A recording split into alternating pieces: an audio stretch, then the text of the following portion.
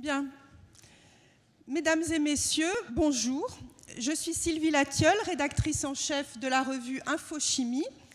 Et au nom d'IFPEN, je vous remercie d'être venus aussi nombreux pour fêter les 50 ans de l'établissement de Lyon. Alors, le programme aujourd'hui va se décliner en 3 temps. Vous aurez quelques discours officiels, puis une table ronde sur la recherche partenariale, et vous allez voir avec des invités extrêmement prestigieux. Et puis, nous terminerons par un cocktail avec une superbe exposition retraçant les 50 ans de l'établissement. Alors, pour débuter, je vais appeler Georges Kepenekian, qui est maire de Lyon et qui nous reçoit aujourd'hui dans son superbe hôtel de ville. On vous applaudit.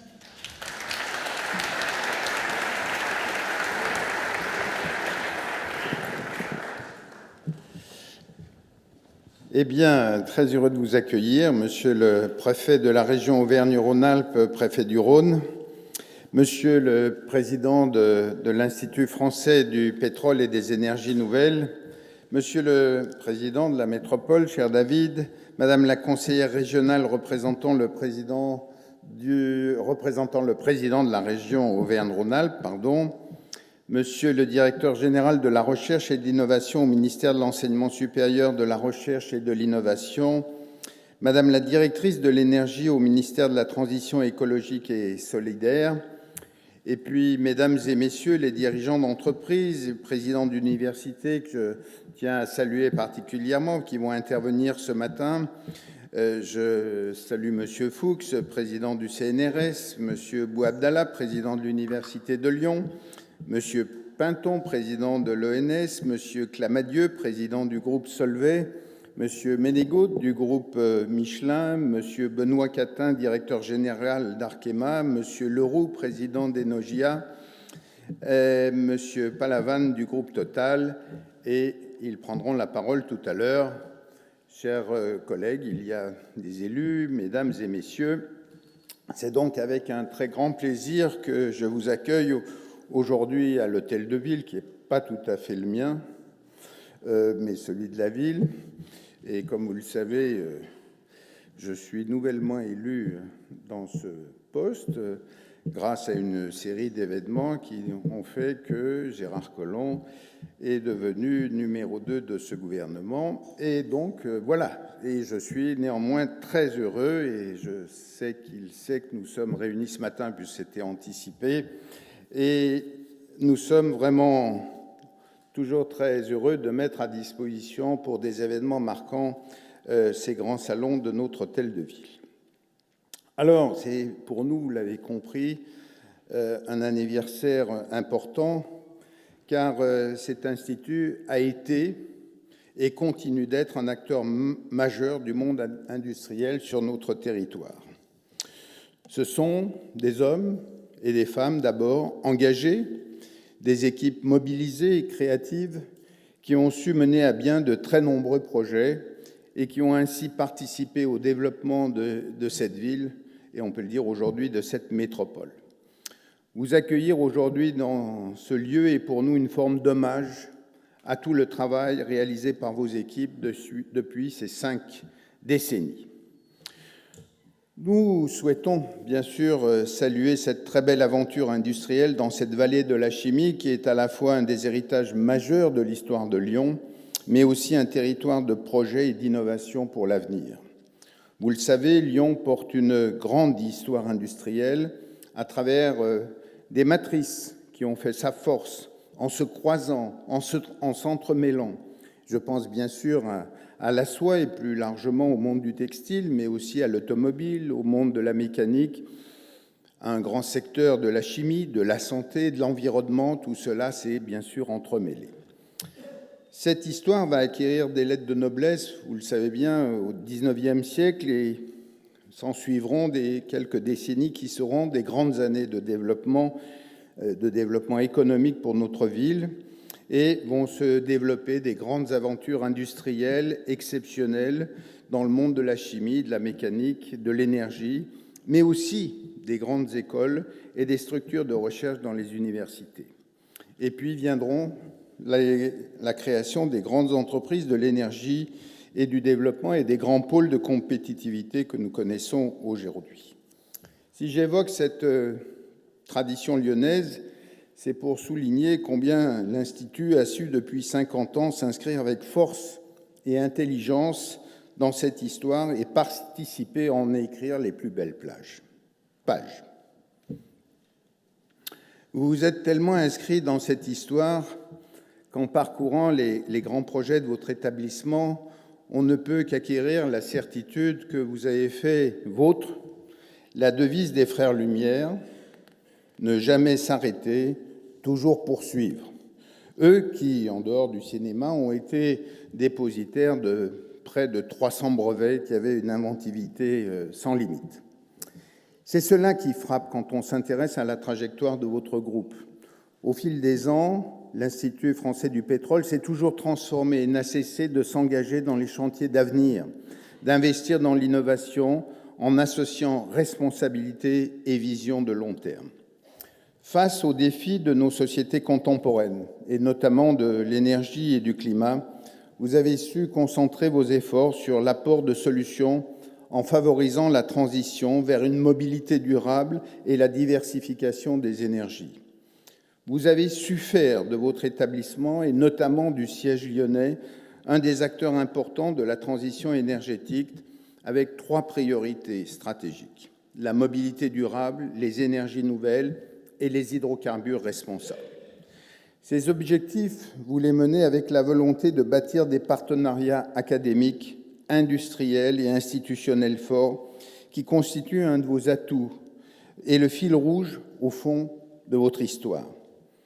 Les nombreux dirigeants d'entreprises et d'universités présents aujourd'hui sont là pour en témoigner et ils le rediront tout à l'heure. Je crois qu'il y a là véritablement une démarche innovante et vertueuse. Et vous avez su développer et faire développer cet véritable écosystème au niveau de la métropole de Lyon, et cela dès les origines, je le disais il y a quelques minutes.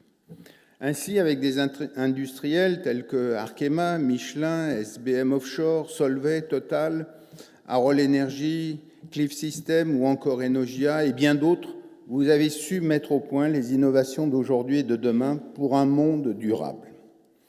Nous voulons construire tous des villes et des métropoles durables, responsables, équilibrées et écologiques. Nous n'avons d'ailleurs pas d'autre choix que de réussir pour le bien-être de nos sociétés et l'avenir de nos territoires et au-delà de notre planète. C'est le travail que nous menons, bien sûr, aux côtés de la métropole de Lyon, et David Kimmelfeld pourra le dire dans quelques minutes après moi. L'innovation au service de tous, c'est là une véritable marque de fabrique de Lyon. Et l'Institut est pour nous un acteur important dans notre démarche au niveau de la métropole lyonnaise. Nous sommes donc très heureux de célébrer avec vous ce 50e anniversaire. Et Victor Hugo, qu'on aime citer à Lyon parce qu'il s'est beaucoup intéressé à notre ville, écrivait déjà à propos de Lyon cette phrase importante: « L'esprit d'aventure pour le progrès, ce je ne sais quoi d'infatigable qu'on a quand on porte en soi l'avenir, voilà ce qui caractérise, disait-il, la France, voilà ce qui caractérise Lyon. » C'était très visionnaire et je suis sûr que nous allons essayer de continuer au-delà de Lyon dans notre pays. Et ce sont vraiment ces quelques mots qui caractérisent notre démarche et celle de votre établissement. Alors, bel anniversaire et continuez à porter en vous cet esprit d'aventure pour le progrès et porter en vous l'avenir. Je vous remercie. Merci, Monsieur le maire. Nous allons maintenant accueillir Didier Houssin, qui est le président d'IFPEN. Bonjour à tous. Merci beaucoup, Monsieur le maire, pour ces quelques mots d'introduction et merci de nous accueillir dans ce superbe hôtel de ville pour célébrer le 50e anniversaire d'IFPEN à Lyon. Je souhaite également remercier Monsieur Henri-Michel Commel, préfet de la région, de nous avoir rejoints pour cet événement et je salue aussi la présence de Monsieur David Kimmelfeld, président de la métropole du Grand Lyon, et de Madame Anne Pellet, conseillère régionale. que je suis très heureux d'accueillir aujourd'hui et je souhaite particulièrement les remercier pour leur fidèle soutien. Je souhaite également saluer la présence parmi nous de deux représentants de nos ministres de tutelle, Mme Virginie Schwarz, directrice de l'énergie, et M. Alain Beretz, directeur général de la recherche et de l'innovation, que je remercie très chaleureusement d'avoir accepté notre invitation à participer à cet événement. Mesdames, Messieurs, chers collègues, c'est donc un très grand plaisir pour nous de vous accueillir aujourd'hui pour cet anniversaire. En 1967, démarrait avec une trentaine de personnes seulement une aventure humaine qui se poursuit aujourd'hui avec un centre de recherche de plus de 800 personnes. Permettez-moi de rappeler quelques étapes importantes de ce parcours.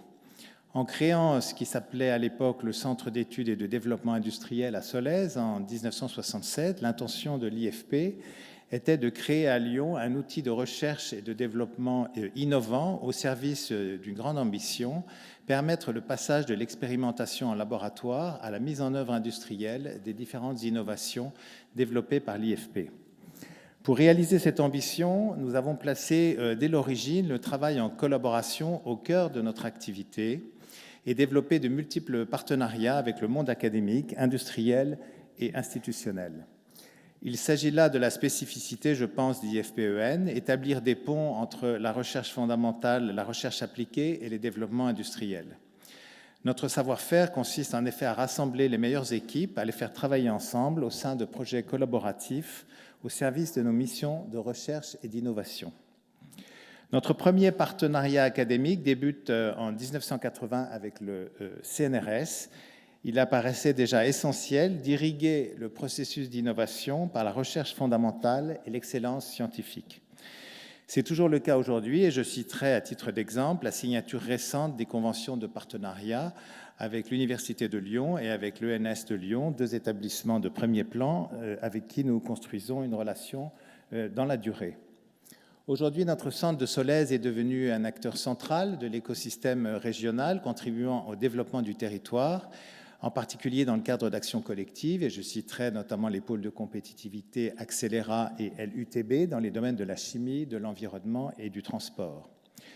Nous avons également développé des outils technologiques de pointe, optimisés au fil des ans et mutualisés pour certains. Je pense à notre supercalculateur, à la nouvelle plateforme Sysprod et la plateforme Axel One qui structure 3 plateaux technologiques qui constituent un outil de collaboration unique en France au service du tissu industriel et notamment des PME. Je remercie à cette occasion vivement tous les acteurs publics régionaux qui ont accompagné et soutenu ces projets. Le rayonnement d'IFPEN à Lyon repose avant tout sur la qualité des femmes et des hommes qui y travaillent. Le transfert de plus de 200 personnes en 2003 de Rueil-Malmaison à Solèze a fortement amplifié ce rayonnement local. Un signe d'ailleurs ne trompe pas, à l'époque, certains étaient plus que réticents à déménager de Rueil vers Solèze, mais aujourd'hui, il est très difficile de trouver des candidats pour faire le chemin inverse, et c'est parfois même un frein à la mobilité, tant les gens se plaisent dans la région. L'excellence de nos collaborateurs a été soulignée, notamment par le prix Nobel de chimie obtenu par Yves Chauvin en 2005 ou le prix de la femme scientifique de l'année attribué à Hélène Olivier-Bourbigou en 2014 et bien d'autres. Si je ne devais retenir qu'un seul de nos succès, ce serait la création et la croissance de notre filiale Axens, qui est une réelle fierté pour le groupe. Créé en 2001, ses effectifs ont été multipliés par 2 et son chiffre d'affaires par 3 depuis lors. Il devrait atteindre 600 millions d'euros cette année. Axens présente aujourd'hui de belles perspectives d'avenir à l'international dans le domaine des carburants propres, des procédés de raffinage et de pétrochimie, dans les biocarburants, la chimie verte et les bioproduits. Notre site de Solèze est aujourd'hui en pointe pour produire des innovations en privilégiant le développement de technologies respectueuses de l'environnement. Je pourrais citer de nombreux exemples, mais je crois que ce sera le thème de la table ronde et je laisserai nos partenaires le faire. Notre site de Solèze va continuer à accompagner aussi les PME-PMI et les startups de la région Rhône-Alpes-Auvergne pour créer de la valeur et de l'emploi. Plus de 250 PME ont été accompagnées depuis la création de cette activité, avec en moyenne 3 emplois créés pour chaque PME aidée.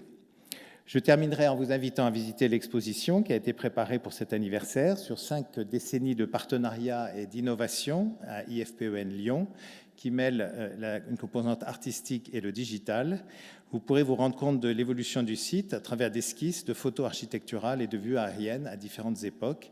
Et vous trouverez une sélection des principaux faits marquants intervenus autour de ces différentes périodes, ainsi que des objets technologiques qui sont issus des travaux de l'IFPEN à Lyon. Merci à tous pour votre participation et merci particulièrement aux différents intervenants qui nous ont rejoints ce matin. Merci beaucoup, Monsieur Houssin. Nous allons maintenant passer la parole à Anne Pellet, qui est conseillère régionale, vice-présidente de la commission entreprise, économie et emploi, et elle représente le président de région, Monsieur Vauquier. Alors j'ai un grand papier, mais en fait, il n'y a pas grand-chose dessus. Non, je ne vais pas vous embêter très longtemps. Je suis très heureuse de représenter Laurent Vauquier, très fière.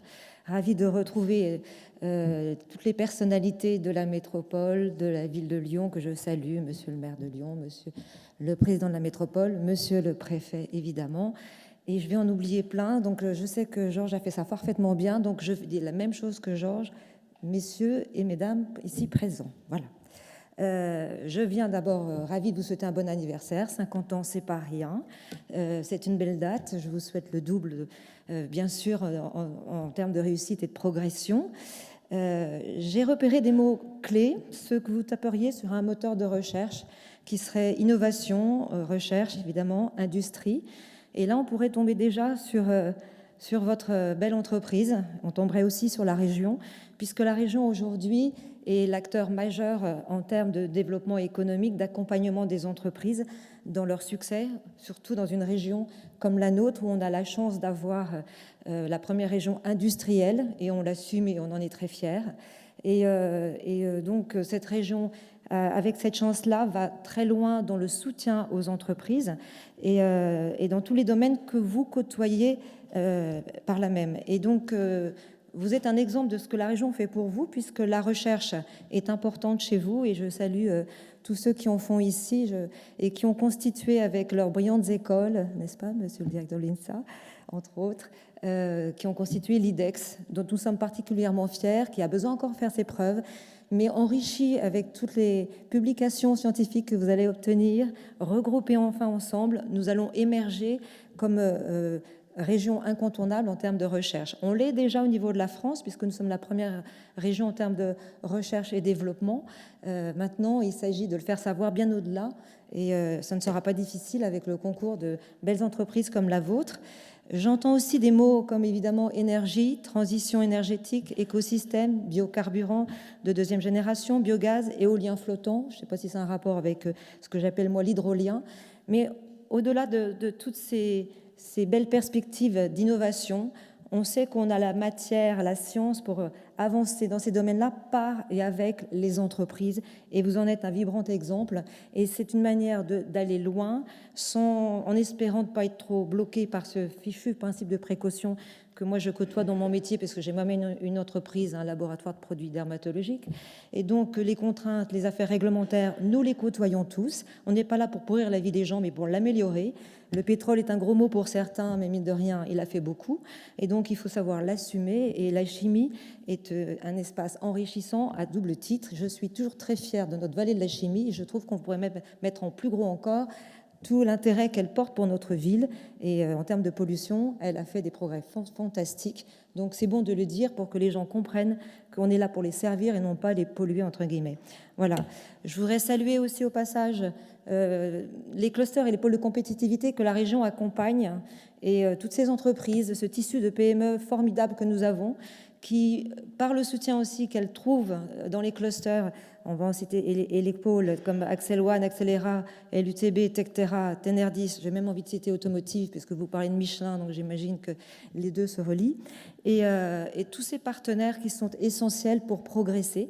On ne progresse pas tout seul, ça vous le savez mieux que nous, et donc avec les chambres consulaires, avec la métropole, nous avançons avec ce fameux SRDE2I, ce schéma régional de développement économique, d'innovation et d'internationalisation que la région vient de mettre en place, va suivre l'agence économique qui se construit très bien.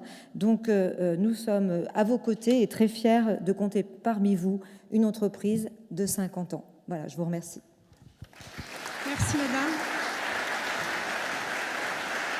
Merci pour votre discours d'encouragement à la chimie. Alors, nous allons passer la parole à David Kimmelfeld, qui est président de la métropole de Lyon.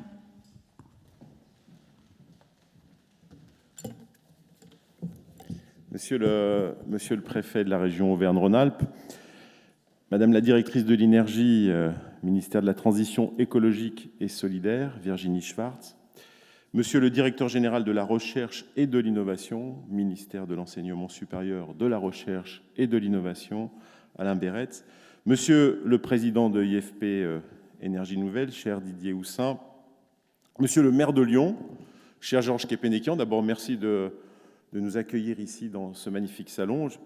Nous étions tout à l'heure avec Monsieur Clamadieu à la métropole et en montant cet escalier magnifique, nous étions d'accord sur le fait qu'on sentait quand même quelque chose de plus symbolique en montant ces escaliers qu'en descendant ceux de la métropole. Chère Anne Pellet, qui représente le président de la région, Laurent Wauquiez, merci de votre présence ici. Je crois que c'est important sur ces grands sujets d'être ensemble dans la même pièce, sur la même tribune et de porter sans aucun doute, les mêmes messages autour de cette chimie et autour du développement économique de notre métropole et par là même aussi de notre région Auvergne-Rhône-Alpes. Monsieur le maire de Solèze, cher Guy Baral, parce que n'oublions pas que l'IFP, avant d'être dans la région Auvergne-Rhône-Alpes, avant d'être dans la métropole, est aussi à Solèze. Et Guy Baral, qui est présent ici au dernier rang, non pas parce que c'est un mauvais élève, on aurait pu l'installer ici au premier rang, c'est bien défendre les intérêts des entreprises de son territoire, pas plus tard qu'hier soir, sur une longue séance de la métropole de plus de 8h30. Mesdames et messieurs les personnalités du monde académique, je ne m'en voudrais pas, je ne vais pas tous vous citer au risque d'en oublier un. Et je sais que pour le monde académique, oublier un acteur du monde académique est un péché, donc je ne le ferai pas. Mesdames et messieurs les présidents des grands groupes, je ferai de même, je n'en oublierai pas pour ne pas les citer, mais je les saluerai tous. Mesdames et messieurs les dirigeants d'entreprise, mesdames et messieurs les élus, mesdames et messieurs, d'abord, vous dire que je suis très heureux, au nom de la métropole, d'être présent ici pour cet anniversaire, pour célébrer les 50 ans de l'IFP Énergie Nouvelle. Monsieur le Président, cher Didier Houssin, l'établissement que vous présidez est un pilier de notre écosystème d'innovation en matière d'énergie, de chimie verte et de mobilité durable. Nous étions rencontrés il y a quelques années à la mairie du 4e, qui n'a pas... un peu moins somptueuse que l'hôtel de ville, mais c'est déjà pas mal. Et nous avions pu évoquer l'évolution de l'IFP Énergie Nouvelle. Nous étions avec Monsieur le Préfet et le maire de Lyon il y a quelques jours pour célébrer les 50 ans de la Fondation Mérieux, ce qui nous faisait dire que cette année est une année importante pour les 50 ans.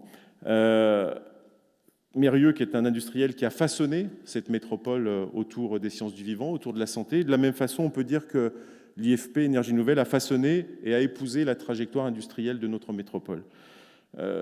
Vous êtes né, je l'ai dit tout à l'heure, à Solèze, au même moment où se crée la raffinerie de Feyzin.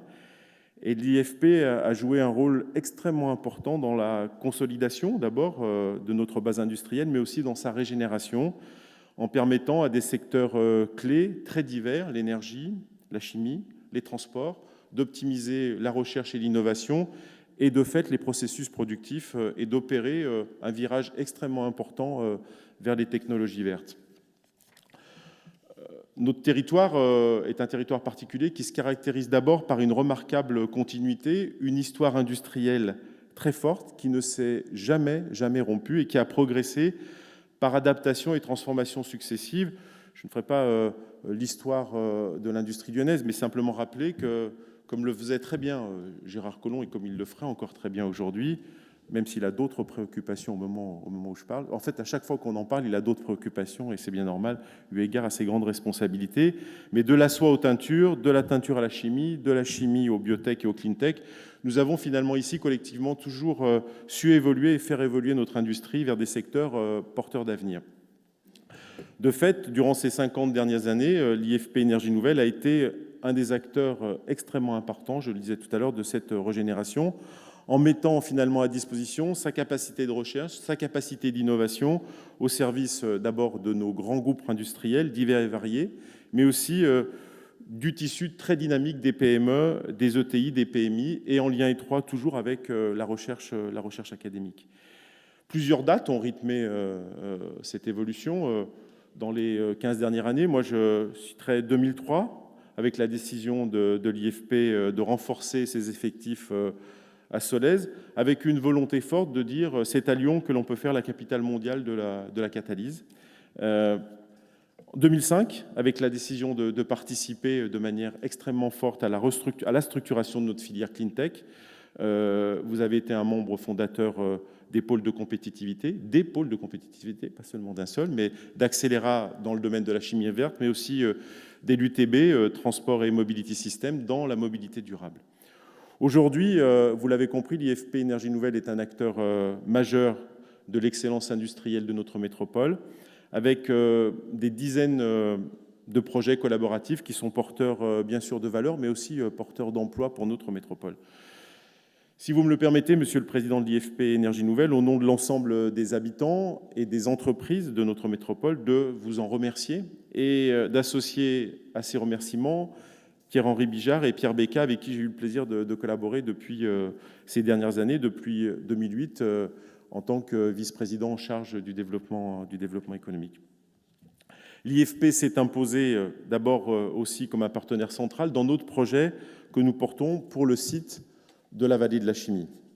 Et quand je dis de la vallée de la chimie, parce que nous sommes assez fiers de ce nom, vallée de la chimie. C'est un signe fort que je souhaitais réaffirmer ici devant les industriels. En 2011, nous lancions un grand projet qui consistait à mobiliser les acteurs et porter une vision d'avenir pour ce site industriel historique, riche de 2000 chercheurs. C'est 25% de la recherche et de l'innovation française dans le secteur de la chimie, c'est considérable. Et notre ambition était, en 2011, de conforter cet actif essentiel pour l'ensemble du tissu industriel de notre grande région et d'accélérer sa transition vers l'industrie verte. Je vous rappelle que, dans le même temps, certains nous expliquaient qu'il faudrait plutôt transformer tout ça en marina, réaménager les bords en plage, etc. Nous avons souhaité, nous, renforcer ce socle industriel et ce socle de recherche et innovation. C'était un véritable engagement avec les maires des communes concernées, avec les populations des communes concernées et bien évidemment avec l'ensemble des acteurs économiques. L'IFP a été donc un acteur clé qui nous a permis d'engager cette transformation à travers notamment de manière très concrète des plateformes d'innovation. Vous les avez évoquées, Axel One PMI à Saint-Fond, Axel One PPI sur le site même de l'IFP à Solèze, des infrastructures destinées et qui boostent les projets collaboratifs dans les domaines des matériaux et dans les procédés innovants. Aujourd'hui, je crois qu'on peut se le dire, ces plateformes sont un succès, elles abritent de nombreux projets, je le disais tout à l'heure, menés par des grands groupes, mais aussi avec des PME, avec des ETI, avec quelques projets phares, je pense notamment à Sysprod, dédié à la catalyse industrielle. On pourrait citer la plateforme Gaïa sur ce secteur, qui montre que la vallée de la chimie est aujourd'hui un site pilote en France pour la mise au point et l'expérimentation du développement de matériaux et de procédés innovants à l'échelle industrielle. Ces projets sont exemplaires et je crois que nous sommes, collectivement très fiers d'avoir amené, il y a quelques mois, le ministre de la transition écologique au cœur de la vallée de la chimie. Je crois que c'était un signe assez fort de montrer que cette chimie qui évolue vers de la chimie verte est un lieu qui peut être fréquenté par le ministre de la transition écologique. Je crois que c'était un signe politique extrêmement fort et je crois que collectivement, les industriels, les chercheurs et les collectivités étaient assez fiers de cette présence-là. Il y est venu et je crois qu'il a découvert, en tout cas découvert peut-être pas, mais en tout cas on lui a montré de manière très concrète ce que faisait l'industrie en matière de développement durable. Et ce que nous disons ici depuis très longtemps, qu'on n'oppose pas l'industrie et le développement durable, était concrétisé par cette visite. Et je crois que c'était un moment extrêmement important. L'IFP a joué enfin un rôle central dans la démarche de ce qu'on appelle l'appel des 30 au cœur de la vallée de la chimie, qui est une mobilisation collective de l'ensemble des collectivités, de l'État, monsieur le préfet, des industriels, des communes, dans une nouvelle étape, après 2011, de la transformation de la vallée de la chimie. Nous avons lancé une deuxième édition en novembre 2016 et je voulais encore une fois vous remercier d'avoir répondu à ce deuxième appel à projet qui nous permet de développer une nouvelle dimension de la vallée, un paysage productif. La force de l'IFP Énergie Nouvelle, c'est, je crois, finalement, la force aussi de la métropole. C'est un modèle original de partenariat public-privé, sa capacité à travailler en synergie avec, bien sûr, le tissu économique, mais aussi avec le monde académique et le monde institutionnel.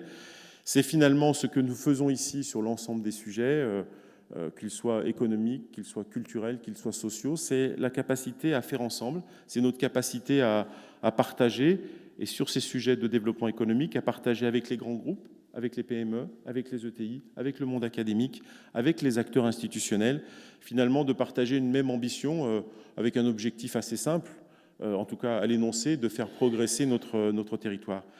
L'IFP Énergie Nouvelle, selon moi, a su instaurer un partenariat gagnant-gagnant avec le tissu industriel lyonnais, mais aussi de manière plus large avec le tissu industriel régional, en travaillant avec des groupes, encore une fois, mais aussi avec les PME et les ETI. Une relation aussi constructive, bien évidemment, est notre présence ici, la présence de la région, la présence de la ville, la présence du maire de Solèze, ma présence comme président de la métropole, une relation extrêmement constructive avec les collectivités locales. Cette relation, nous allons bien sûr la poursuivre, nous allons, j'en suis sûr, l'amplifier dans les années qui viennent, y compris, pas plus tard qu'hier soir, Guy Baral posait la question d'un certain nombre d'aménagements indispensables pour faciliter la mobilité et de vos salariés, mais aussi de vos clients, de vos fournisseurs, et faciliter ces échanges, ces accès au campus, la sécurisation du campus de Solèze. Bien évidemment, c'est une première étape qui nous a apparu indispensable. Il va falloir aller encore plus vite et encore plus loin, mais sachez que nous sommes mobilisés, que M. Baral, ici présent, qui dodeline de la tête sur ces sujets-là, mais il en a bien raison. Si jamais nous l'oublions une seconde, nous le rappellerons immédiatement. L'IFP, enfin, a su établir aussi des relations extrêmement privilégiées avec le monde académique, en assumant un sujet qui, pour nous, est extrêmement important, c'est cette capacité du transfert de la recherche académique vers l'industrie. Une question qui est, pour nous, je crois, collectivement, une question centrale pour garantir l'avenir de notre industrie ici en France, mais aussi ici sur la métropole. Nous y travaillons main dans la main avec l'Université de Lyon. Je crois que Khaled Bouabdallah pourrait l'attester. L'ancienne directrice scientifique de l'IFP Énergie Nouvelle, Sophie Julian, qui préside aux destinées de la SAT Pulsalis, est un merveilleux symbole, au-delà de son efficacité, de cette volonté de faire le pontage entre l'industrie et la recherche académique.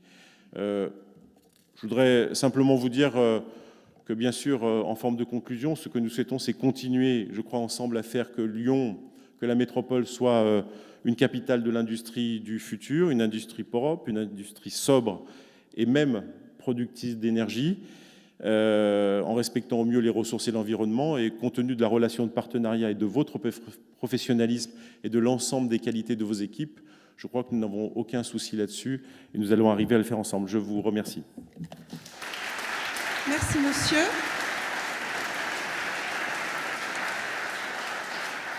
Et pour finir avec les discours, nous allons passer la parole à Henri-Michel Commet, qui est préfet de région et préfet du Rhône.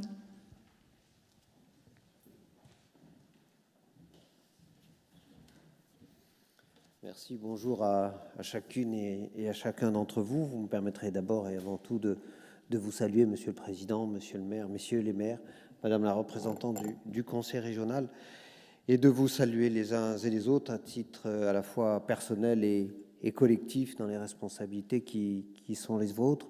Vous me permettrez aussi d'avoir une dédicace particulière pour les représentants de l'État, de l'administration centrale qui sont parmi nous, Monsieur Beretz et Madame Schwartz, au nom des deux ministères qui portent la tutelle de cet établissement.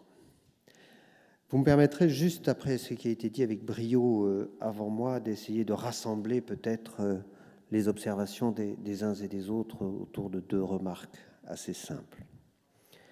La première de ces remarques, c'est que l'IFP Énergie Nouvelle est sans doute, dans notre démarche nationale, un acteur historique. Non pas un acteur historique parce que c'est le 50e anniversaire, mais un acteur historique parce que c'est un établissement qui est précurseur.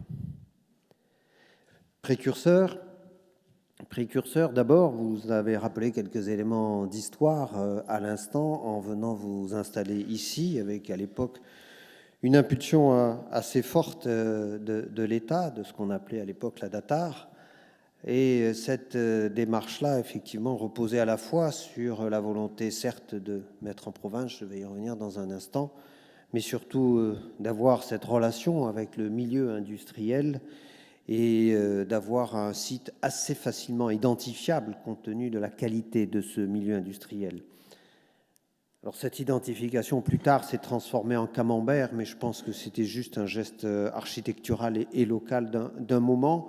Moi, je retiens surtout que ça a été un choix de déplacer effectivement dans un tissu de production.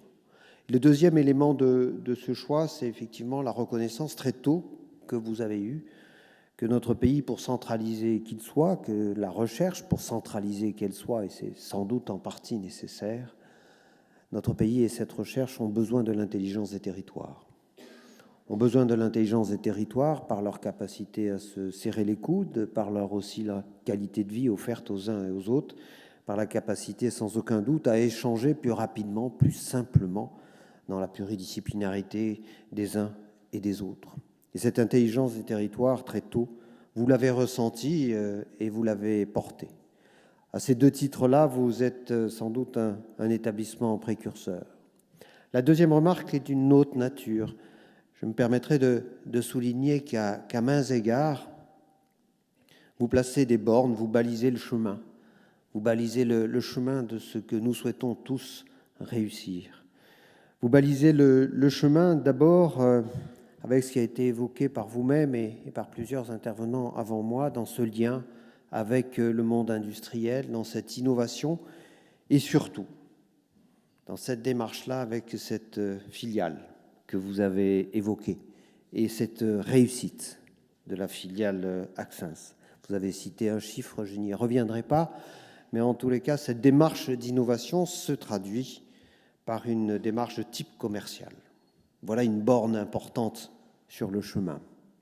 Une autre borne d'une autre nature, c'est que très tôt, notamment en changeant la dénomination ou en complétant la dénomination de votre établissement en 2010, très tôt donc, vous vous êtes positionné, certes, sur le pétrole, suite de l'aventure, mais surtout anticiper sur la transition, les énergies nouvelles, ce qu'on appelle la transition énergétique, l'évolution climatique, etc. Vous connaissez tout cela bien mieux que moi, mais en tout cas très tôt. Vous vous êtes placé sur ce thème qui, à présent, est marqué dans notre pays par un certain nombre d'éléments normatifs, par des lois, etc., comme on sait les faire avec brio dans ce pays. Mais en tous les cas, vous l'avez fait in concreto, de manière très précise aussi, de manière très précise sur des sujets aussi précis, parce qu'ils concernent la vie quotidienne, mais parce qu'ils aussi sont des ruptures, que l'électrification des véhicules, que l'utilisation de la biomasse dans des matériaux, par exemple les pneumatiques, que la gestion de l'énergie, etc. Tous ces éléments font le bouquet de ce que vous portez. Donc vous vous êtes placé sur la transition énergétique tôt. C'était la deuxième borne.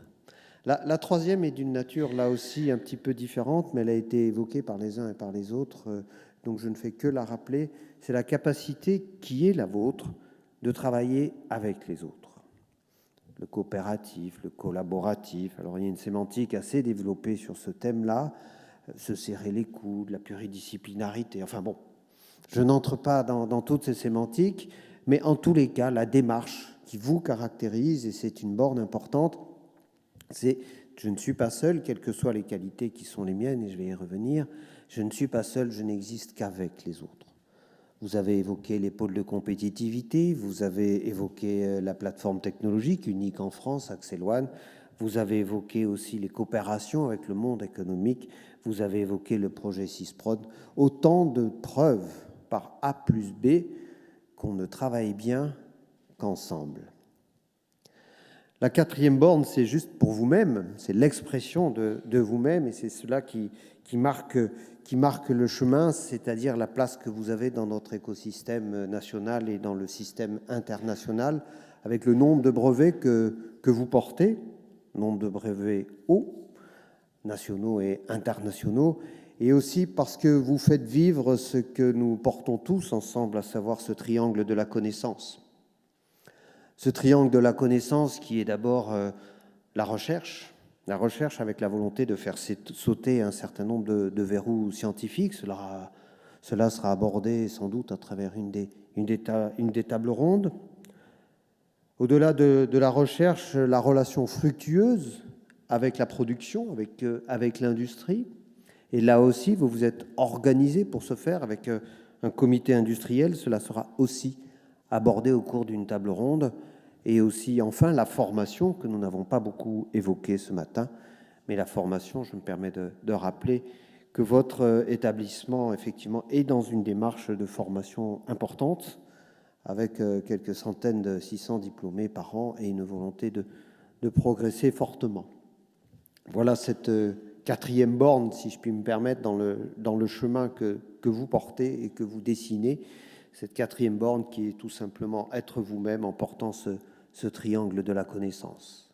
Donc c'est un 50e anniversaire, bon anniversaire. J'ai fait beaucoup d'études pour ajouter ces deux phrases. Mais surtout, bon anniversaire, vous avez été précurseur en faisant vivre cette intelligence des territoires et en étant dans des écrins industriels. Bon anniversaire puisque vous avez été précurseur, bon anniversaire aussi parce que vous marquez le chemin qui est devant nous avec ces bornes que j'ai essayé de décrire rapidement. Donc au-delà de cet anniversaire, surtout, nous comptons sur vous parce que cet événement, vous l'avez qualifié ainsi dans votre propos, cet événement n'est pour nous tous qu'une étape. Merci beaucoup. Merci, Monsieur le Préfet. Alors, dans quelques minutes, nous allons passer à notre table ronde, mais le temps de faire un petit changement de plateau, je vais appeler Virginie Schwartz, qui est directrice de l'énergie au ministère de la Transition écologique et solidaire, et Alain Béretz, directeur général de la recherche et de l'innovation au ministère de l'Enseignement supérieur, de la recherche et de l'innovation, pour nous dire un petit mot. Alors, je vais vous passer le micro, un petit mot de bienvenue. Merci beaucoup. C'est un grand plaisir et un honneur pour moi d'être là aujourd'hui pour célébrer ces 50 ans de l'implantation de l'IFP dans cette belle région lyonnaise et finalement d'être là pour marquer l'importance que cet établissement a pour notre ministère et pour les politiques que nous menons. En présence des plus hautes autorités territoriales à la fois de l'État et des collectivités. Il y a 50 ans, l'IFP se trouvait un petit peu à l'étroit à Rueil-Malmaison, dans cet environnement très urbain. Il a cherché une autre implantation, et quel meilleur endroit que la vallée de la Chimie, que la région lyonnaise, pour venir s'implanter. Et par cette implantation, il a toujours été finalement au cœur des problématiques industrielles, des problématiques énergétiques et de leur évolution. Notre secteur de l'énergie n'a cessé d'évoluer depuis toujours et il va continuer. Aujourd'hui, on appelle ça la transition énergétique qui, pendant les décennies à venir, va changer la manière dont tous, dans nos entreprises, dans nos vies quotidiennes, nous appréhendons l'énergie. Et dans un monde où aujourd'hui, la manière la moins chère de produire de l'électricité, c'est le photovoltaïque dans 80 pays du monde. Dans un monde où le numérique nous a donné des possibilités complètement nouvelles, évidemment, le gouvernement, la France sont en pointe. Et on a besoin d'établissements comme l'IFP pour nous y aider. Le gouvernement a annoncé au mois de juillet un plan climat avec un certain nombre de mesures renforcées dans le domaine de l'énergie. Des mesures, l'interdiction de l'exploration-production des hydrocarbures qui va passer au Parlement début octobre, qui est un symbole de ce mouvement, mais aussi des mesures renforcées en faveur des véhicules propres. Et là, on est au cœur d'une activité déjà ancienne de l'IFP et notamment ici à Solèze pour rechercher des nouvelles motorisations de véhicules. On est au cœur des activités qui sont menées sur les biocarburants, avec des projets qui sont aujourd'hui emblématiques comme Futurol ou Beauty Fuel.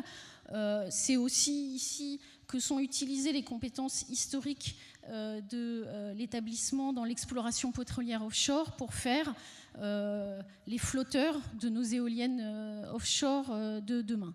Donc on voit bien toute cette compétence accumulée au cours des années dans l'établissement, dans ces métiers de l'énergie, de la chimie, au service des entreprises, et qui vont pouvoir être utilisés pour faire la transition que nous attendons pour demain, et pour continuer à créer de la valeur et de l'activité à la fois en France et à l'international avec les entreprises françaises. Donc voilà, bien sûr, c'est un très grand plaisir d'être là pour fêter ces 50 ans d'activité scientifique et de succès. Et moi, je voudrais juste souhaiter que les 50 prochaines années soient tout aussi productives et tout aussi enthousiasmantes. Merci beaucoup. On passe la parole à Monsieur Beretz pour quelques mots. Bien, bonjour à toutes et à tous. Je vous apporte d'abord bien sûr les salutations de Frédérique Vidal, la ministre de l'Enseignement supérieur, de la Recherche et de l'Innovation, qui regrette mais vraiment de ne pas avoir pu être là. Je voulais très rapidement aussi, pour laisser la place à la table ronde, vous donner quelques messages un peu dans le domaine de notre ministère, un certain nombre de points, mais très rapides. Le premier point, peut-être, c'est en forme d'affirmation. Je crois qu'on ne réussira pas la transition énergétique sans cette triplette enseignement, recherche, innovation. Ça n'est pas que pour une défense pro domo de ma carte de visite, mais c'est bien, d'abord, vous l'avez ça dans le résultat de la COP21, qui a bien montré que ces objectifs, il faut quand même mon papier électronique, que ces objectifs, ils étaient importants, puisque je vous rappelle que la mission innovation de la COP21 prévoit un doublement, ou demande un doublement entre 2015 et 2020 des dépenses de recherche et d'innovation dans ce domaine-là. C'est un objectif très exigeant. On va voir ce qu'on arrive à faire. Le deuxième point, c'est dans ce cadre-là, c'est que bien sûr c'est une conviction partagée par les pouvoirs publics en France, aussi bien dans la loi transition énergétique pour une croissance verte que dans la stratégie nationale pour la recherche énergétique. Et je voudrais quand même rappeler que ces éléments de recherche, c'est important à le dire, et mes collègues de IFPEN ne me contrediront pas, ces efforts de recherche sont d'abord en recherche dite de base, ou recherche fondamentale, surtout dans un domaine où on parle beaucoup d'industrie. Il faut le rappeler, les grands progrès technologiques viendront de la recherche de base. Je pense qu'Alain Fuchs peut-être en reparlera tout à l'heure, mais aussi une recherche qui est capable ensuite de se transférer vers le monde de l'économie. Je voulais aussi souligner enfin que, et ça n'est pas du tout qu'un hasard, c'est un symbole que nous parlions tous les deux ici avec ma collègue. Les pouvoirs publics sont aussi associés, et que le fait qu'il y ait deux ministères qui soient aussi ici en tutelle, j'aime pas le terme tutelle, mais je dirais plutôt en soutien de l'Institut, n'est pas qu'un symbole, c'est aussi le signe d'une volonté globale de l'État. Le deuxième point, c'est de souligner le rôle important de l'Institut dans ce qu'on appelle l'écosystème. D'ailleurs, ici, c'est peut-être pas plus mal. L'écosystème générique de la recherche. D'abord parce qu'il défend un certain nombre de priorités stratégiques qui ont été faites, qu'il a aussi eu un rôle très structurant. L'IFPEN a été fondateur avec le CNRS, le CEA et la conférence des présidents d'université d'une alliance, l'Alliance Ancre, qui est une structure de concertation et de cohérence stratégique. Et on ne peut que souligner la présidence de Didier Houssin. Merci encore Didier. Ça vient de se terminer, je crois, la semaine dernière. Mais Didier a beaucoup fait, d'ailleurs, comme son prédécesseur également de l'Institut, Olivier Appert. Donc vraiment, votre institut a été au cœur, disons, de l'animation de cette alliance. Mais je veux aussi souligner, je l'ai déjà dit, les relations de l'Institut avec les grands organismes de recherche, le CEA, le CNRS, l'INRIA, le BRGM. Enfin, donc c'est vraiment, et j'en oublie, c'est aussi extrêmement important de le rappeler. Dernier point, et j'en terminerai par là, l'IFPEN souligne justement, est actif sur les 3 volets de ce que j'évoquais avant, qui sont dans le titre de notre ministère. D'abord la recherche, et je veux le redire puisque j'ai fait un plaidoyer pour la recherche de base. L'Institut est très présent sur la recherche de base. Il ne faut pas le caricaturer juste en institut de transfert. Et aussi ceci, ça me permet de saluer mes collègues qui sont ici, en partenariat avec le système académique de Lyon, les écoles, l'université de Lyon et bien sûr l'ensemble des UMR, des différents organismes. C'est évidemment le deuxième pilier, c'est le transfert industriel. Et cela, on l'a déjà cité, donc j'y reviendrai pas. C'est la filiale, c'est les pôles de compétitivité, mais dans lequel il a un rôle très fort. Et puis c'est l'activité de transfert et de brevet qui a été soulignée par notre organisme indépendant d'évaluation, l'HCERS. Et je cite, la quête de l'innovation est constitutive de l'ADN de l'IFPEN. C'est les termes des évaluateurs et en général, ils ne sont pas forcément polis quand ils font des choses comme ça. Donc, et puis le dernier point qu'on n'a effectivement pas beaucoup cité, Monsieur le Préfet, je me permets de reprendre, c'est la formation. Et en tant qu'universitaire, il faut le rappeler, la technologie sans la formation des jeunes générations ou la formation continue de ceux qui sont déjà dans les entreprises, eh bien, c'est une technologie qui est sèche, qui ne se débouche pas vers la société. Et on sait que IFPN School est vraiment extrêmement importante dans ce domaine-là, avec une action à la fois déterminée sur les objectifs qui sont celles de l'Institut, mais aussi une approche pluridisciplinaire qui permet aux diplômés d'être présents dans les entreprises, et je salue les nombreux dirigeants qui sont là, à des postes non prédéterminés, mais dans des fonctions qui peuvent être très souples et très adaptables. Voilà ce que je voulais dire au nom de la ministre, et vraiment encore, chers amis, vous souhaitez un très bon anniversaire, un peu comme Monsieur le Préfet. Un anniversaire, c'est pas pour se contenter du passé, mais c'est pour regarder vers l'avenir, mais je pense que je n'ai pas besoin de m'inquiéter pour votre avenir. Merci beaucoup et très bon anniversaire. Merci beaucoup. Alors nous allons pouvoir maintenant passer à notre table ronde. Je suis sûre que vous êtes très impatients de découvrir tous nos invités. Alors, en fait, pour cette table ronde, l'IFP n'a pas voulu se raconter pour fêter cet anniversaire, mais a choisi d'inviter des partenaires de longue date ou des partenaires plus récents pour vous parler de cette recherche partenariale, évoquer quelques success stories et parler également de l'excellence académique de l'Institut. Alors, sans plus tarder, je vais les appeler à la tribune. Alors, nous avons le plaisir d'accueillir aujourd'hui Jean-Pierre Clamadieu, qui est le président du groupe Solvay, Florent Ménégo est le directeur général exécutif de Michelin. Également Alain Fuchs, qui est le président du CNRS. Bruno Palawan, directeur des programmes transverses R&D du groupe Total. Nous avons Luc Benoît-Catin, qui est directeur général industrie d'Arkema. Arthur Leroux, président d'Enogia. Khaled Bouabdallah, président de l'Université de Lyon. Jean-François Pinton, président de l'ENS Lyon. Alors, Monsieur Houssan, vous avez laissé une petite place parmi vos invités, même si vous ne vous exprimerez, je crois, qu'à la fin. Alors, on a mélangé, est-ce qu'on a mélangé les noms? Oui, il faudrait que peut-être quelqu'un vienne m'aider pour arranger un petit peu les chevalets. Alors, première partie de cette table ronde, nous allons parler de la recherche, de cette recherche partenariale. Quelles sont les grandes stratégies organisation à mettre en place? Quelle place donner à cette recherche partenariale? Quels bénéfices pour le territoire? Et là, je pensais donner la parole à Jean-Pierre Clamadieu pour ouvrir cette séance, parce que nous profitons de votre présence. Vous êtes le président d'un des plus grands groupes mondiaux de chimie de spécialité, et on voudrait vous demander de nous parler de recherche et d'innovation. Quels sont les grands enjeux à relever pour un groupe comme le vôtre ? Alors d'abord, pourquoi est-ce qu'on fait de la recherche et de l'innovation dans un groupe de chimie? Simplement parce qu'on a une stratégie de croissance, et la seule manière pour nous de croître, et si possible un tout petit peu plus vite que l'économie mondiale, c'est d'apporter de nouvelles solutions à nos clients. Et donc effectivement, pour nous, l'innovation est un élément clé de notre stratégie. On peut croître en faisant des acquisitions, on peut croître en mettant ici ou là de nouvelles usines, mais en fait, la réalité de la croissance, elle est vraiment liée à cette capacité d'innovation. Alors les enjeux, je vais finalement rebondir sur un certain nombre des mots qui ont été prononcés avant cette table ronde. C'est vraiment l'ouverture, l'open innovation, et l'ouverture dans les deux sens, ou dans les deux directions. L'ouverture vers nos clients.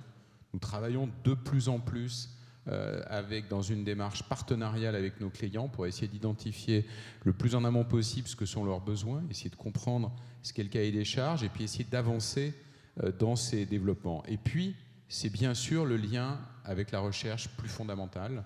Pour nous, cette capacité de nous ouvrir sur l'extérieur, vers l'université, vers le CNRS, vers d'autres instituts de recherche ici ou là, c'est vraiment clé. Donc pour nous, le caractère collaboratif ou partenarial, il est absolument essentiel.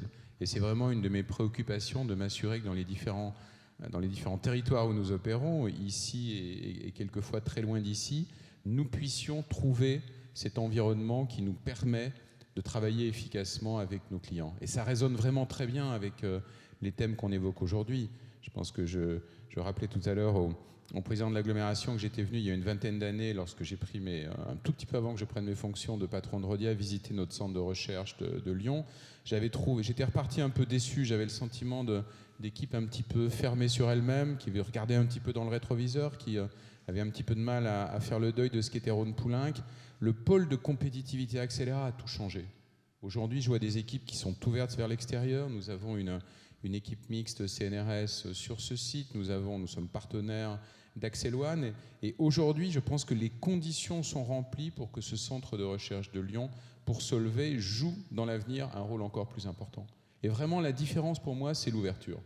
Et si vraiment il y a un symbole derrière le pôle de compétitivité, c'est pas tant l'immobilier, c'est pas tant le soutien des pouvoirs publics, même s'il est absolument important et essentiel, et je les en remercie. C'est vraiment cette capacité d'ouverture.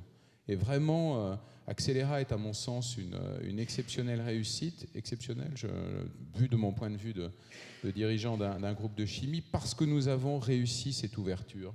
Et le fait de mettre ensemble des acteurs très différents, l'université, des PME, d'autres grands groupes, l'IFP, le CNRS, c'est vraiment une réussite exceptionnelle. Donc, si j'ai un souci, c'est Open Innovation, ouverture.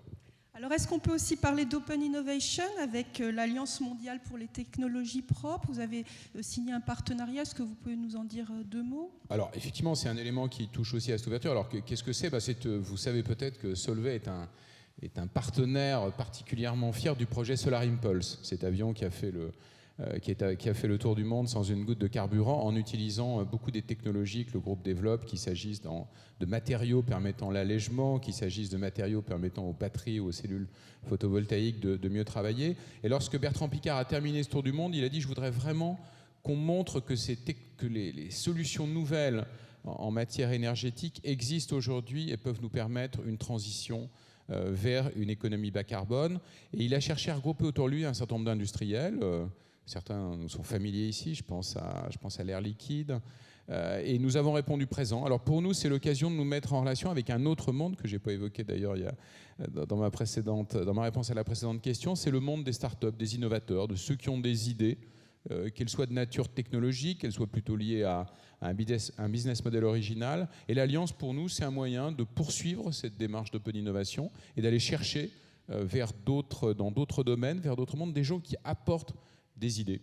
Et donc ça complète notre dispositif, mais à nouveau, je crois que le temps où des chercheurs pouvaient travailler dans un laboratoire dont toutes les portes et les fenêtres étaient jalousement fermées parce qu'on voulait se protéger de la curiosité des autres, je pense que ce moment-là est révolu. On cherche bien sûr toujours à protéger nos innovations et notre technologie, mais on sait que pour être efficace, il faut s'ouvrir aux autres. On réussit rarement tout seul dès lors qu'il s'agit de développer des solutions nouvelles. Et à nouveau, toutes ces initiatives que vous avez citées, et qui ont été rappelées d'ailleurs ce matin avec beaucoup d'enthousiasme par les représentants de l'État et des collectivités, elles nous permettent tout simplement d'être plus efficaces. Et pour terminer peut-être sur les domaines d'activité de recherche, il y a un grand champ qui se présente, en particulier tous les enjeux de l'humanité, l'alimentation, la mobilité, l'énergie. Alors est-ce que vous avez fait des choix particuliers ? Oui, alors on a fait des choix et effectivement pour nous il y a une grande priorité autour de la mobilité durable.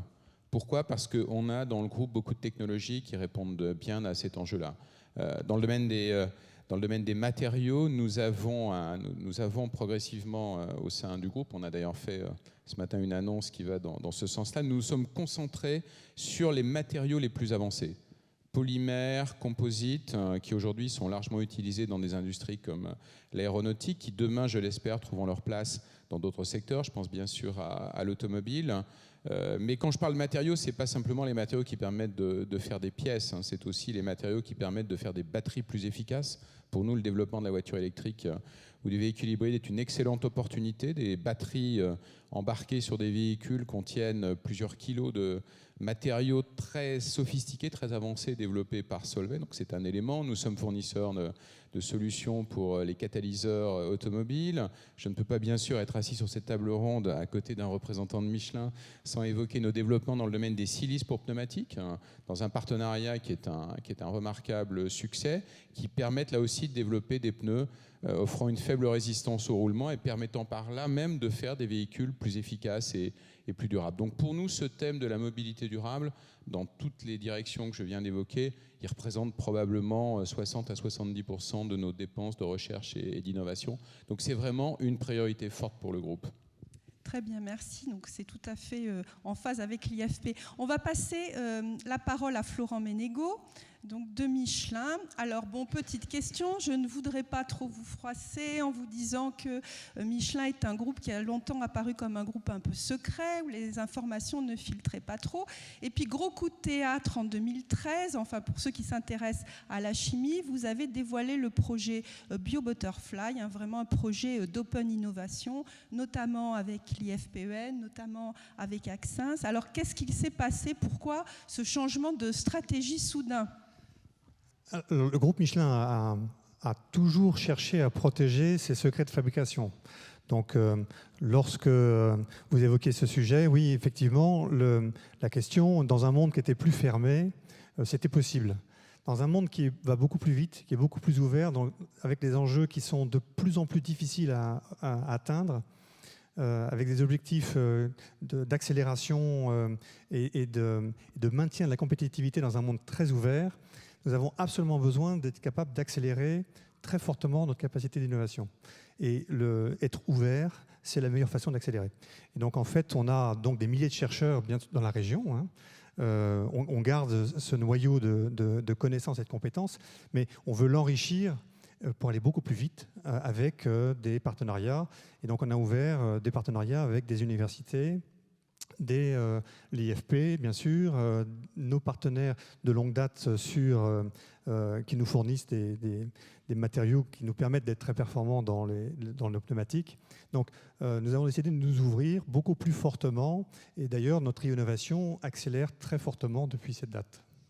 Alors, ce projet BioButterfly, qu'est-ce que vous pouvez en dire? Est-ce que vous avez beaucoup progressé depuis 2013? Oui, alors dans la chimie, les progrès sont toujours sur des durées un peu plus longues que dans d'autres secteurs. Donc nous avons beaucoup progressé. Alors, il s'agit de quoi? Le BioButterfly, c'est le nom de code de notre projet. En fait, il s'agit de fabriquer du butadiène, qui est un élément essentiel, un composé essentiel pour la fabrication de caoutchouc synthétique, qui rentre dans la fabrication des pneus pour automobiles. Il s'agit de fabriquer ce butadiène, non pas à partir d'éléments fossiles, comme on le fabrique aujourd'hui, c'est-à-dire soit du pétrole, soit du gaz, mais à partir de la biomasse. En fait, et de la biomasse, pas n'importe laquelle, la biomasse plutôt issue des déchets végétaux, pour ne pas être en concurrence avec l'alimentaire ou d'autres types de besoins sur cette même biomasse. Donc nous avons besoin de compétences que nous ne maîtrisons pas aujourd'hui, comme par exemple sur la biomasse, il s'agit de fabriquer les premiers alcools qui vont permettre de fabriquer ce butadiène. Donc nous avons un partenariat développé avec Tereos pour essayer de fabriquer le procédé d'obtention de ces alcools primaires. Ensuite, il s'agit d'obtenir un butadiène qui ait les mêmes performances intrinsèques que le butadiène qu'on obtient à partir des énergies fossiles. Donc ça, c'est tout le travail qu'on mène avec l'IFP et sur notamment les catalyseurs. Comment on obtient des performances produits du butadiène qui nous permettra après d'avoir des produits excellents pour nos clients et pour l'environnement.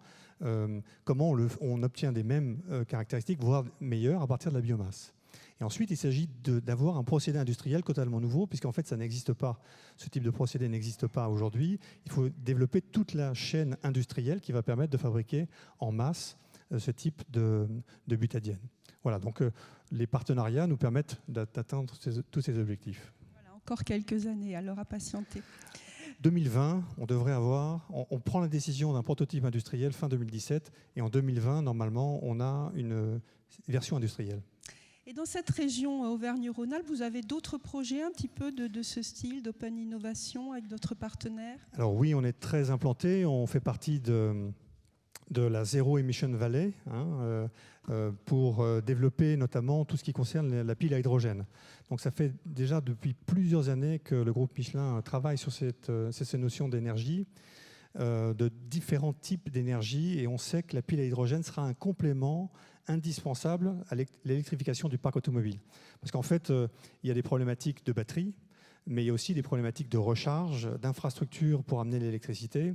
Et en fait, l'hydrogène, c'est un moyen de stocker l'énergie qui a beaucoup d'avantages.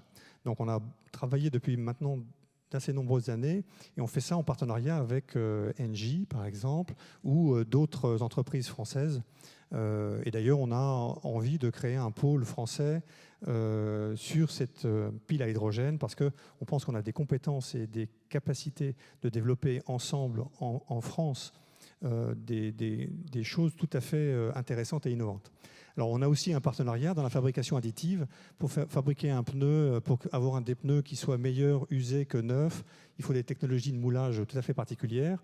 Et donc, depuis 10 ans, on a travaillé sur la fabrication additive à base de métal. Donc, des poudres de métal qu'on fusionne et qui permettent de construire des objets avec des caractéristiques intrinsèques très différentes de ce qu'on est capable de faire avec de la métallurgie classique. Et pour faire cette technologie, on a d'abord acheté des imprimantes laser qui avaient été développées à quelques kilomètres de Clermont-Ferrand. Et c'était des ingénieurs qui avaient commencé à développer leurs premières imprimantes 3D localement. Et puis on a acheté leurs machines en les trouvant intéressantes. Et puis nous, on les a industrialisées. C'est-à-dire qu'aujourd'hui, on fabrique des dizaines de milliers de pièces à travers ces machines. On est les seuls aujourd'hui au monde à savoir faire de manière industrielle de la fabrication additive. Et ensuite, on s'est dit, il faut qu'on fasse participer d'autres acteurs et il faut qu'on fasse accélérer l'innovation autour de ces questions-là. Et donc, on s'est associé avec un partenaire qui est FIV, qui est aussi une entreprise régionale, implantée dans les territoires, et qui est un des leaders mondiaux dans la fabrication de machines, pour nous aider à fabriquer des machines, des ensembles de machines industrielles, pour qu'on puisse proposer notre technologie et faire accélérer les progrès avec la fabrication additive. Et puis, on a encore énormément de projets, mais là, je pense qu'on n'aura pas le temps d'en parler. En tout cas, ça traduit la grande fertilité de la région. Alors, une question maintenant à Monsieur Fuchs. Toujours, on reste dans la recherche partenariale. Alors, on a deux grands industriels qui nous disent que la recherche a changé, elle est beaucoup plus ouverte. Vous appartenez au CNRS. Il me semble que dans la recherche académique, c'est une tradition de longue date que de faire des publications, des colloques, d'échanger, d'être dans le partenariat. Mais est-ce que de votre point de vue aussi, ça a changé, cette recherche ? Oui, merci pour votre question. Le partenariat, vous avez bien raison. Le partenariat, aujourd'hui, je ne connais pas beaucoup, peut-être en avoir quelques-uns encore, d'équipes ou de labos, de chercheurs qui ne travaillent pas en partenariat. Partenariats internationaux, partenariats avec des collègues, enfin, etc.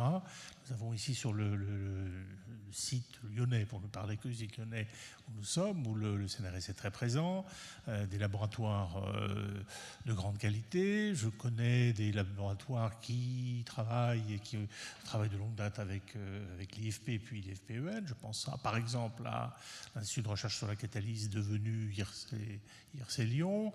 Alors le partenariat, oui, chacun de ses collègues, j'en ai quelques-uns dans la salle que j'ai rencontrés tout à l'heure, que j'ai retrouvés tout à l'heure, travaillent en partenariat, oui, absolument. C'est une longue tradition, ça a un peu changé.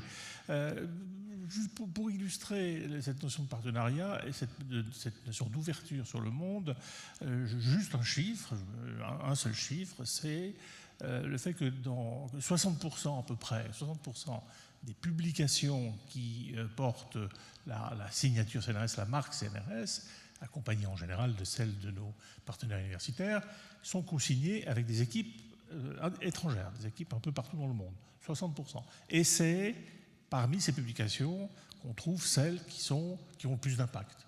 Voilà. Donc oui, la recherche scientifique d'une manière générale, c'est complètement mondialisé, c'est un cliché que de dire ça, mais la recherche française du MAJA a bien réussi sa mondialisation. Alors qu'est-ce qui a changé ? Qu'est-ce qui a changé ? C'est que effectivement la notion de partenariat maintenant s'entend de façon, encore une fois, c'est le mot manifestement de cette table ronde, de façon de plus en plus ouverte. de façon de plus en plus ouverte. C'est-à-dire que pour une équipe labellisée, si on peut dire CNRS, qui est en général, dans la plupart des cas, hébergée par un partenaire, université ou école, on voit là déjà de l'ouverture de la mixité. Presque tous les laboratoires aujourd'hui sont hébergés par nos partenaires universitaires ou écoles. Eh bien, ces équipes ont des habitudes de partenariat internationaux dans leur domaine académique. Et aujourd'hui, la différence s'est complètement estompée entre entretenir un partenariat de recherche avec une équipe quelque part dans le monde, ou entretenir un partenariat de recherche avec un partenaire industriel, par exemple Michelin ou Solvay. Ce sont deux exemples. On a signé il n'y a pas très longtemps à Clermont-Ferrand un laboratoire mixte. Alors ça se passe effectivement souvent sous la forme de conventions très souples qui conduisent à la mise en place de laboratoires mixtes qui sont des projets pour quelques années ou éventuellement un peu plus, parce que dans le cas de Solvay, on a des laboratoires maintenant qui sont bien installés et que l'on continue à entretenir et qu'on continue à faire fonctionner seulement parce que les résultats qu'on obtient nous satisfont de part et d'autre. Donc oui, il y a eu changement. Il y a eu changement parce qu'il y a aujourd'hui une extension de l'idée d'ouverture et que je vois, moi, en parlant avec mes collègues, que oui, nous opérons toujours de la recherche aux frontières de la connaissance, mais les frontières de la connaissance, elles sont partout. Je crois qu'il faut oublier l'idée de recherche fondamentale. Les frontières de la connaissance, elles sont à tous les niveaux. S'inspirer dans un laboratoire mixte, dans une unité mixte, s'inspirer des problématiques, des sujets que l'industriel nous apporte, c'est ouvrir des champs qui sont souvent extrêmement difficiles, extrêmement compliqués, extrêmement passionnants et qui sont aux frontières de la connaissance. Alors vous qui connaissez bien le paysage de la recherche en France, est-ce que vous pouvez nous expliquer la particularité de l'IFPEN ? Alors l'IFP puis IFPEN, Didier Houssin a eu la gentillesse de rappeler que pour ce qui est du centre de Solèze, quasiment très très peu de temps après son installation, un premier partenariat s'est installé avec le CNRS. Alors nous sommes des partenaires vraiment de longue date, de vraiment longue date, et puis avec le centre de Rueil également, bien sûr. La particularité de l'IFPEN, c'est bien d'être on pourrait dire ce messager, c'est-à-dire cette capacité qu'a l'IFPEN de parler à la fois au monde académique, à la fois au monde industriel, de servir de traducteur parfois, de traducteur.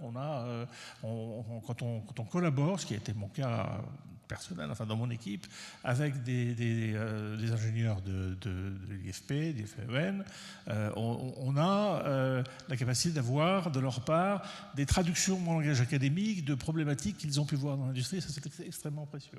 Donc ce caractère donc d'un opérateur, puisque quelqu'un l'a dit tout à l'heure, l'IFPEN fait de la recherche de base, fait de la recherche aux frontières de la connaissance, fait de la recherche, on va dire, orientée et à visée applicative, de l'innovation, fait tout ça, mais je pense que s'il y a particularité, pour ce que je vois moi de ma lorgnette, c'est bien d'avoir pendant toutes ces années fait des liens, des ponts, et ça évidemment aujourd'hui dans une problématique d'innovation ouverte, c'est extrêmement précieux.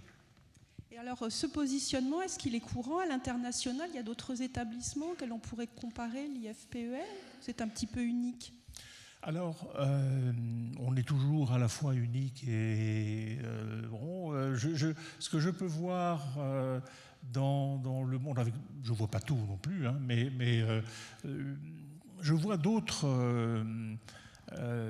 institutions qui ont des formes un peu différentes, qui tentent de faire à peu près la même chose. Évidemment, il y a des différences. Je pense par exemple à l'AIST au Japon, qui est un organisme de recherche, au fond, tout à fait intéressant. Je fais partie du board de cette organisation-là, qui assez régulièrement, qui a pour objectif, effectivement, de monter des consortiums avec des industriels pour se rapprocher du monde académique. je ne veux pas dire qu'ils le font moins bien, je veux dire qu'ils ont leurs problèmes, parce que à chaque pays, les histoires, les cultures industrielles, les cultures académiques ne sont pas les mêmes. Ce que je peux vous dire, c'est que lors de plusieurs réunions du banc de l'AIST à Tsukuba, il leur est arrivé parce qu'ils sont toujours très gentils, de dire que les choses étaient très intéressantes en France, et en particulier de citer l'IFPEN comme un exemple. Je vous remercie. Alors, on va passer à un deuxième sujet de notre table ronde. Ce sont les success stories collaboratives de l'IFPEN. Alors, ce qu'il faut que vous sachiez, c'est que l'IFPEN a déjà été à l'origine d'un certain nombre de sociétés d'envergure.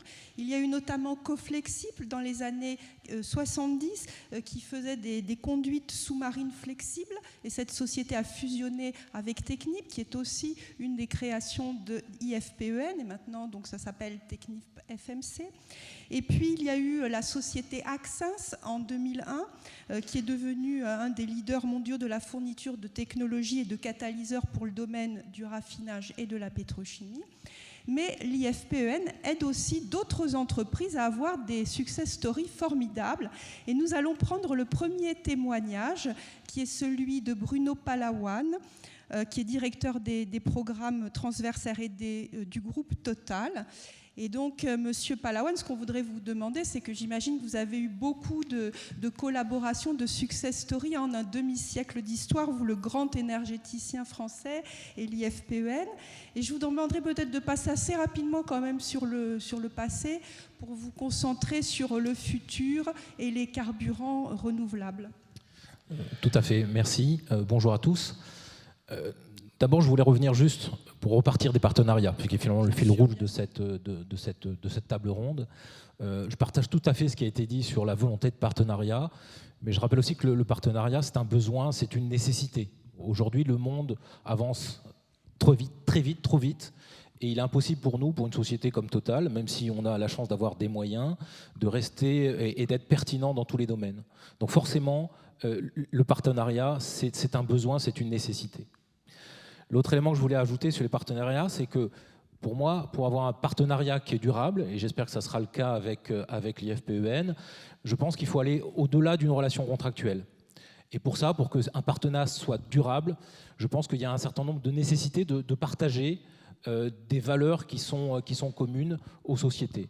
Et je pense que l'exemple de notre relation avec l'IFPEN est importante là-dessus, parce que je pense qu'on partage de vraies valeurs. Alors je vais aller vite sur la première parce que vous me l'avez demandé, mais c'est l'histoire, et je pense qu'il faut quand même en parler, parce que quand on regarde et quand on fait le bilan de l'activité en fait, et de nos relations avec l'IFPEN, on voit la présence importante de l'IFP dans Total, à travers Total.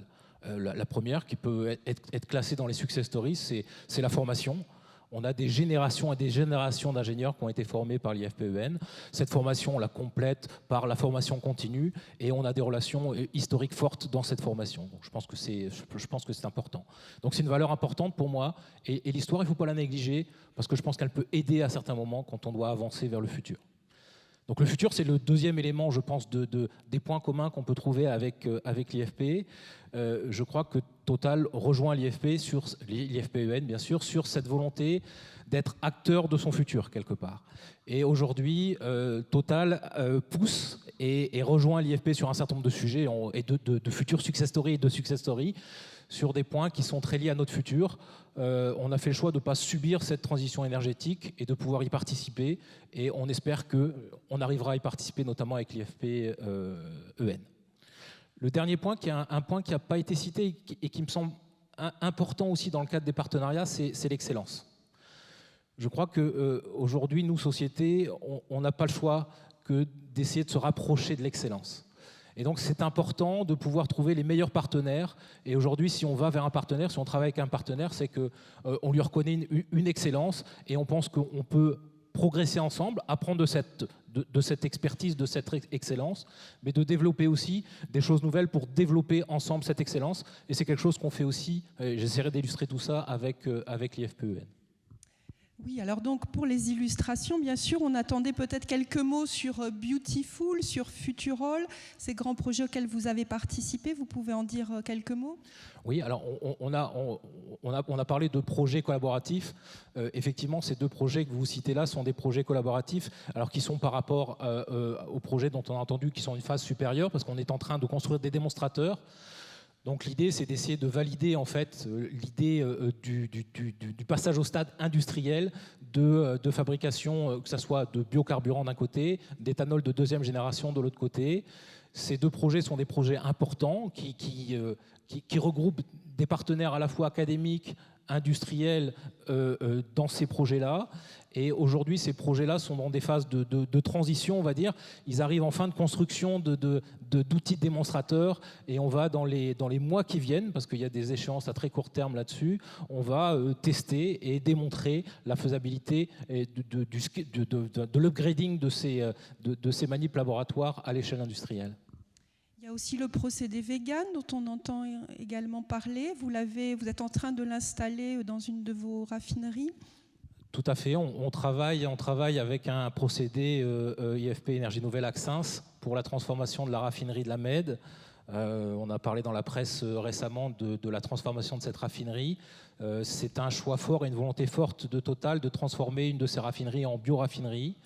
Vous savez que quand on parle de biocarburant, on a cité deux projets qui amènent à mélanger en fait des produits en sortie de raffinerie. Et là, on fait l'inverse. On introduit des produits en amont de cette bioraffinerie et de pouvoir les transformer pour pouvoir amener une composante renouvelable dans les carburants. Et donc, on travaille avec l'IFP-EN à la mise en place de ce procédé, l'intégration de ce procédé végan à la raffinerie de la Med. Donc, vu la richesse de vos partenariats, tout cela va continuer, ces collaborations? Bien sûr, il y en a d'autres importantes qu'on peut citer parce qu'elles sont d'actualité. On travaille aussi sur la partie captage de CO2 avec l'IFP Énergie Nouvelle. En termes d'actualité, on a un projet auquel on tient beaucoup, un projet qui s'appelle Shears, de développement en fait, d'une boucle chimique de combustion. On espère pouvoir construire. On est en train de monter un projet pour construire un démonstrateur en Chine et on a reçu une subvention européenne sur ce projet-là en avril. Donc c'est quelque chose qui nous tient à cœur parce que Total est fortement engagé dans la capture du carbone et du CO2. Merci beaucoup. On passe la parole à Monsieur Benoît Catin, qui est directeur général industrie d'Arkema. Alors vous avez également une formidable success story, qui est d'ailleurs en cours en ce moment, ce n'est pas que du passé, et qui s'appelle Eluxil. Alors est-ce que vous pouvez nous en dire quelques mots? Bien sûr, bonjour à tous. Je dirais que comme souvent dans la chimie, on commence toujours par une histoire de procédé. Et en l'occurrence, il s'agit du procédé Eluxil, qui est à destination de nos clients de la pétrochimie et qui consiste à extraire le paraxylène des molécules de xylène. Alors en deux mots, le paraxylène, de quoi s'agit-il? C'est simplement un composé aromatique qui sert dans la fabrication de PET de tergale, avec des applications évidemment très importantes en termes de marché aval, dans l'emballage plastique et dans le textile. Alors, quelle est la difficulté? Le paraxylène s'isole difficilement, enfin ne peut pas s'isoler en fait par une opération de distillation classique, pour des raisons, je ne vais pas faire un petit cours de chimie, mais en substance, une distillation suppose de chauffer les différents composés d'un produit et de les séparer parce que les températures d'ébullition sont différentes. Mais ici, les températures d'ébullition sont similaires, tous les composés ont la même température d'ébullition, et donc on ne peut pas le faire de cette façon. Donc l'ingéniosité du procédé Eluxil, c'est de trouver une autre voie. Et cette voie consiste en fait à faire passer donc, les molécules de xylène dans des tamis moléculaires, c'est-à-dire des tamis filtrants, des agents filtrants à l'échelle des molécules. Et ces tamis filtrent et isolent le paraxylène des autres composés du xylène. Donc voilà, cette technologie et ce procédé combine à la fois le savoir-faire de l'IFPEN et d'Axens, sa filiale, en termes de génie des procédés, mais également, je dirais, le savoir-faire d'Arkema, qui fabrique ces tamis moléculaires dans son usine d'Honfleur. Alors, ce qu'il y a d'intéressant dans ce point, c'est qu'en toile de fond de sa recherche, l'IFPEN revendique un engagement très fort dans la création de richesses et d'emplois. Et là, c'est vraiment une success story de business, puisqu'il y a vraiment des investissements derrière, de l'industriel. Oui, absolument. Je crois même qu'on pourrait dire ce partenariat qui a été créé il y a 30 ans, en 1988, finalement a eu un impact commercial très important. Et comme on l'a dit tout à l'heure, dans la chimie, ça prend du temps de développer des procédés. Et en l'occurrence, on a mis 10 ans à trouver une solution complète pour l'offrir à nos clients de la pétrochimie, avec un premier succès commercial en Corée, donc en 1999. Et depuis, finalement, c'est une vraie success story, puisque aujourd'hui, on a une vingtaine d'unités de par le monde qui utilisent ce procédé. Et on considère qu'on a 35% de part de marché sur les unités nouvelles. Donc nous avions un concurrent américain qui était très dominant sur le marché. Et aujourd'hui, nous sommes les numéros 2, mais nous sommes en très très bonne position pour finalement progresser encore, puisque nous venons de faire un investissement de 60 millions d'euros dans notre usine d'Honfleur pour augmenter les capacités. Et nous avons confiance dans notre technologie, développée avec Axens et l'IFPN. Et nous pensons que c'est la meilleure sur le marché et que nous allons continuer à croître sur ce marché en augmentant notre part de marché. Donc on voit, il y a des retombées bien sûr en termes d'innovation, mais il y a un impact commercial significatif et il y a un impact également important en termes d'activité économique et d'emploi, puisque notre usine d'Honfleur, je dirais, prospère d'année en année. Un investissement de 60 millions d'euros dans la chimie en France, c'est quelque chose de colossal, on peut dire. C'est un gros investissement et effectivement, c'est un choix important et structurant de le faire en France. Je dirais, il y a à la fois le savoir-faire des équipes d'Arkema qui compte, puis il y a aussi des aspects de protection de la propriété industrielle qui comptent également, parce que comme c'est un procédé qui est effectivement très différenciant technologiquement, c'est important de pouvoir le maîtriser. Merci pour votre témoignage. Alors, on va passer la parole à Arthur Leroux.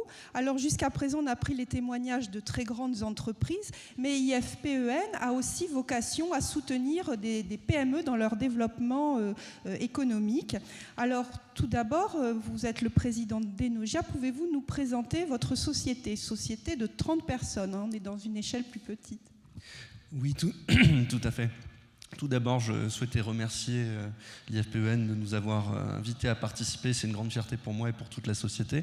Donc Enogia, on est une start-up marseillaise d'une 30aine de personnes et on s'est développé sur la technologie des cycles organiques de Rankine, un nom encore un petit peu barbare, mais je vais vous présenter très simplement en quoi cela consiste. Le cycle organique de Rankine, c'est une technologie qui permet de récupérer une source de chaleur, qu'elle soit issue d'énergie renouvelable ou de rejet de chaleur industrielle ou de moyens de transport, et de convertir cette chaleur en électricité. L'électricité qui aujourd'hui est l'énergie la plus facilement transportable et la plus utile. Et donc pour ce faire, on fait bouillir un fluide organique. Donc par cela, on rejoint cette vallée de la chimie, grande pourvoyeuse de fluide organique en France. Et en faisant bouillir ce fluide organique, on récupère la chaleur qu'on va convertir en électricité en la détendant dans une turbine, qui est le cœur de la technologie d'Enogia. Alors, comment s'est passée votre rencontre avec l'IFPEN ? Alors, c'est là que je dois saluer toute l'excellence d'IFPEN dans sa capacité à se rapprocher des startups. C'est la première rencontre, elle s'est déroulée sur un salon à Montpellier, le salon Energaia, où j'ai pu rencontrer les représentants d'IFPEN qui étaient sur ce salon à essayer de rencontrer des startups et à déceler des innovations. Donc ça a été une première rencontre. Ensuite, j'ai été convié à Rueil-Malmaison pour présenter la technologie devant les chercheurs d'IFP. Et c'est là que je dirais que le match s'est fait. On s'est rendu compte de notre côté Enogia qui avait réellement un intérêt pour la technologie, côté IFP, et côté IFP qui avait une opportunité de développer en partenariat avec IFP cette technologie des cycles organiques de Rankine. Alors, qu'est-ce que je voulais vous poser comme question ? Oui, En fait, vous m'aviez dit, enfin on avait un petit peu préparé avant, je dois bien avouer, vous m'aviez dit que vous avez eu une relation tout à fait particulière que vous n'aviez pas pu nouer avec d'autres établissements. Quelle différence vous faites avec l'IFPEN? Alors, il y a deux choses qui font que pour Enogia, la relation avec IFP, elle est primordiale, elle est structurante. La première chose, c'est bien entendu ce qu'on fait. Avec IFP, on développe d'un côté le futur, en développant des applications de transport de la technologie des cycles de rankine organique, ce qui est tout à fait intéressant et difficile, parce que l'idée, c'est de miniaturiser des technologies qui sont utilisées aujourd'hui à l'échelle des applications stationnaires, de les miniaturiser et de les intégrer dans des véhicules. Et aujourd'hui, on a plusieurs projets de recherche avec IFP pour intégrer cette technologie dans les voitures, dans les camions, dans les navires, donc vraiment de développer cette technologie dans le domaine du transport. Donc ça, c'est ce qu'on fait vers le futur, mais également IFP a la capacité d'être dans le présent et de nous aider à développer notre gamme de produits qu'aujourd'hui Enogia commercialise dans le domaine du stationnaire, notamment nous aidant à développer la gamme de puissance et en nous permettant, chose qui est absolument unique, de tester nos machines, notamment dans les bancs d'essai de Solèze, ce qui nous est très précieux. Donc voilà pour ce qu'on fait avec IFPEN et qui, bien entendu, tire la société vers le haut.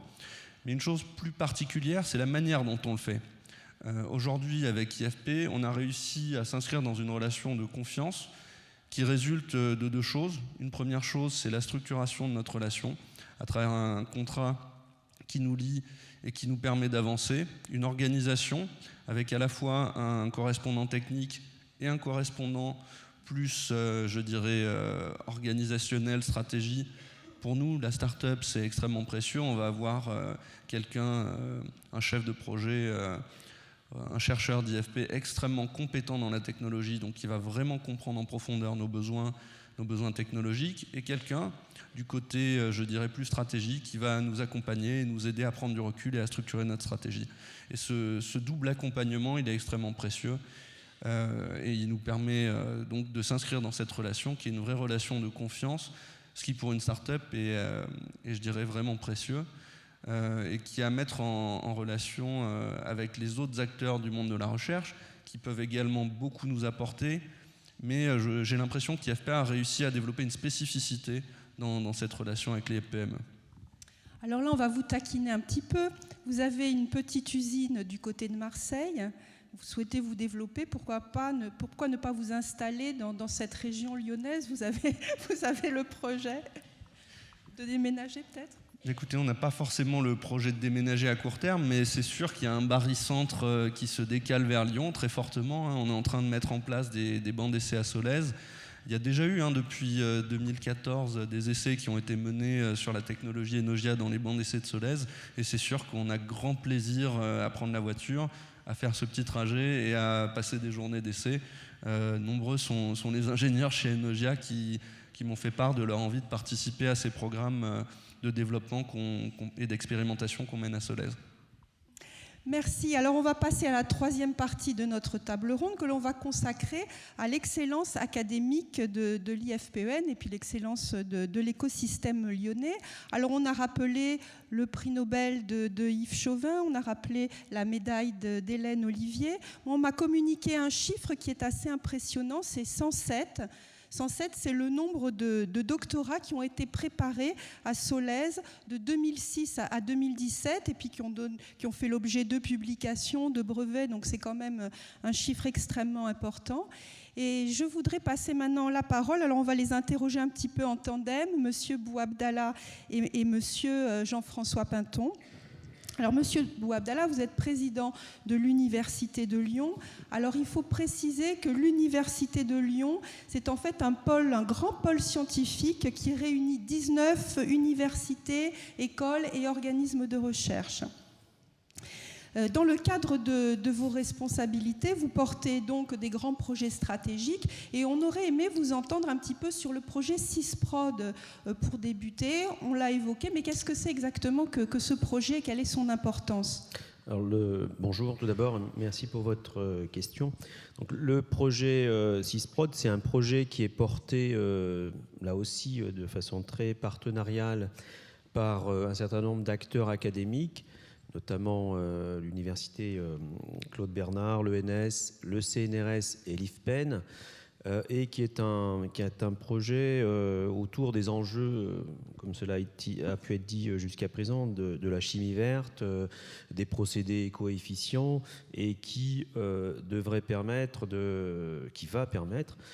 d'installer une plateforme assez unique qui va faciliter ce que l'on cherche tous, c'est-à-dire améliorer la fluidité entre la recherche, le développement, l'innovation, et puis à la fin les emplois, autour de deux sujets qui sont des sujets assez connus sur le site ici, qui sont la catalyse et les matériaux polymères.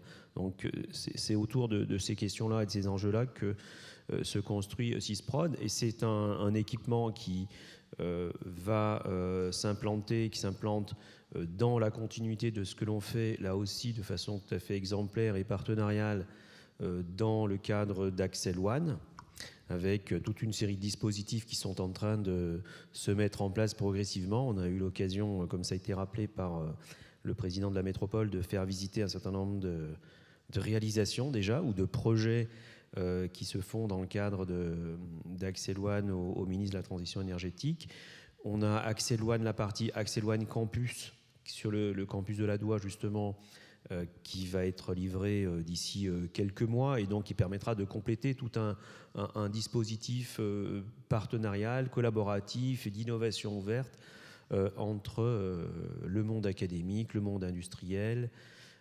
Et de ce point de vue-là, pour revenir à ce qu'est le rôle de l'IFPEN, et pour reprendre des propos qui ont déjà été tenus, notamment par Alain Fuchs, je pense qu'effectivement l'IFPEN joue un rôle, au-delà de ses missions propres, évidemment, qui ont été rappelées, mais joue un rôle tout à fait essentiel et particulier de facilitation de la relation entre le monde académique et le monde industriel, un peu le rôle pour reprendre le mot d'Alain Fuchs, de traducteur ou de messager. Et moi, j'ai pu, y compris le voir, ce rôle-là, de façon tout à fait, j'allais dire, par expérience personnelle, dans le cadre de tout ce que l'on peut faire autour du pôle de compétitivité Accéléra, dans toute une série d'autres projets, comme les projets sur lesquels on travaille sur l'usine du futur, etc., où l'IFPEN joue vraiment un rôle très, très particulier, et je crois que tout à fait précieux. On va passer Alors le juste micro. simplement, Oui, SysProd, pour finir sur SysProd, c'est un investissement de 14 millions d'euros.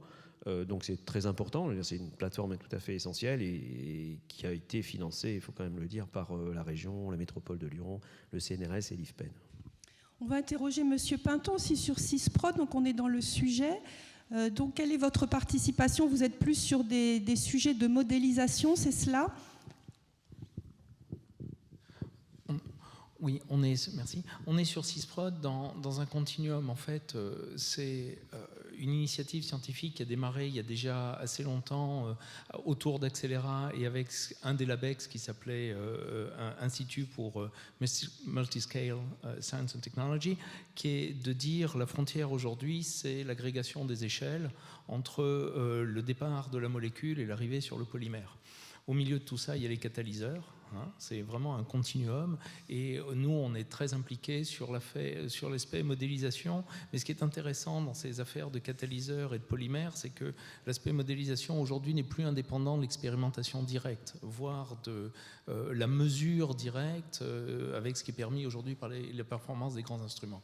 Donc on est vraiment dans une démarche aussi là intégrée sur les différentes approches, où ce qui est plus théorique ou plus expérimental se mélange complètement, et SysProd est vraiment un excellent vecteur de cette démarche. Et justement, vous collaborez avec IFPEN sur des sujets de modélisation de longue date avec l'un de vos laboratoires. Alors oui, on a une collaboration avec l'IFPEN qui est assez ancienne, dans deux secteurs en fait. Un secteur qui concerne la géologie et la géophysique, qui est plutôt du côté de Rueil, et puis un secteur qui est très proche de la chimie et de la catalyse, qui est plus près bien sûr du centre de Solèze, et qui a concerner énormément les aspects de catalyse. Je le rappelais tout à l'heure dans des conversations en préparation, il y a dans cette collaboration, parmi les articles les plus cités qui ont été publiés par l'École normale supérieure, et donc le fait, là, et ça a déjà été dit, que la recherche la plus appliquée, la plus impliquée, la plus utile est aussi la recherche fondamentale la plus intéressante.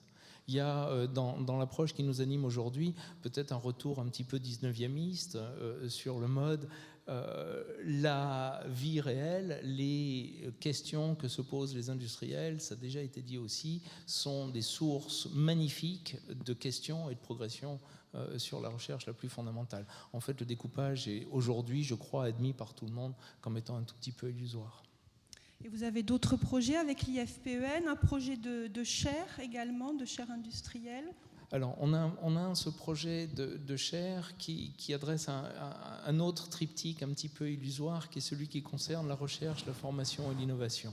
Je crois que ces choses-là sont totalement indispensables et nous avons dans le milieu académique la responsabilité de la formation, c'est-à-dire de ceux qui seront assis à notre place dans quelques années et qui conduiront nos progrès. Et là-dessus, je crois qu'on a des progrès essentiels à faire dans le fait que les acteurs industriels, économiques, sociaux participent plus à la formation.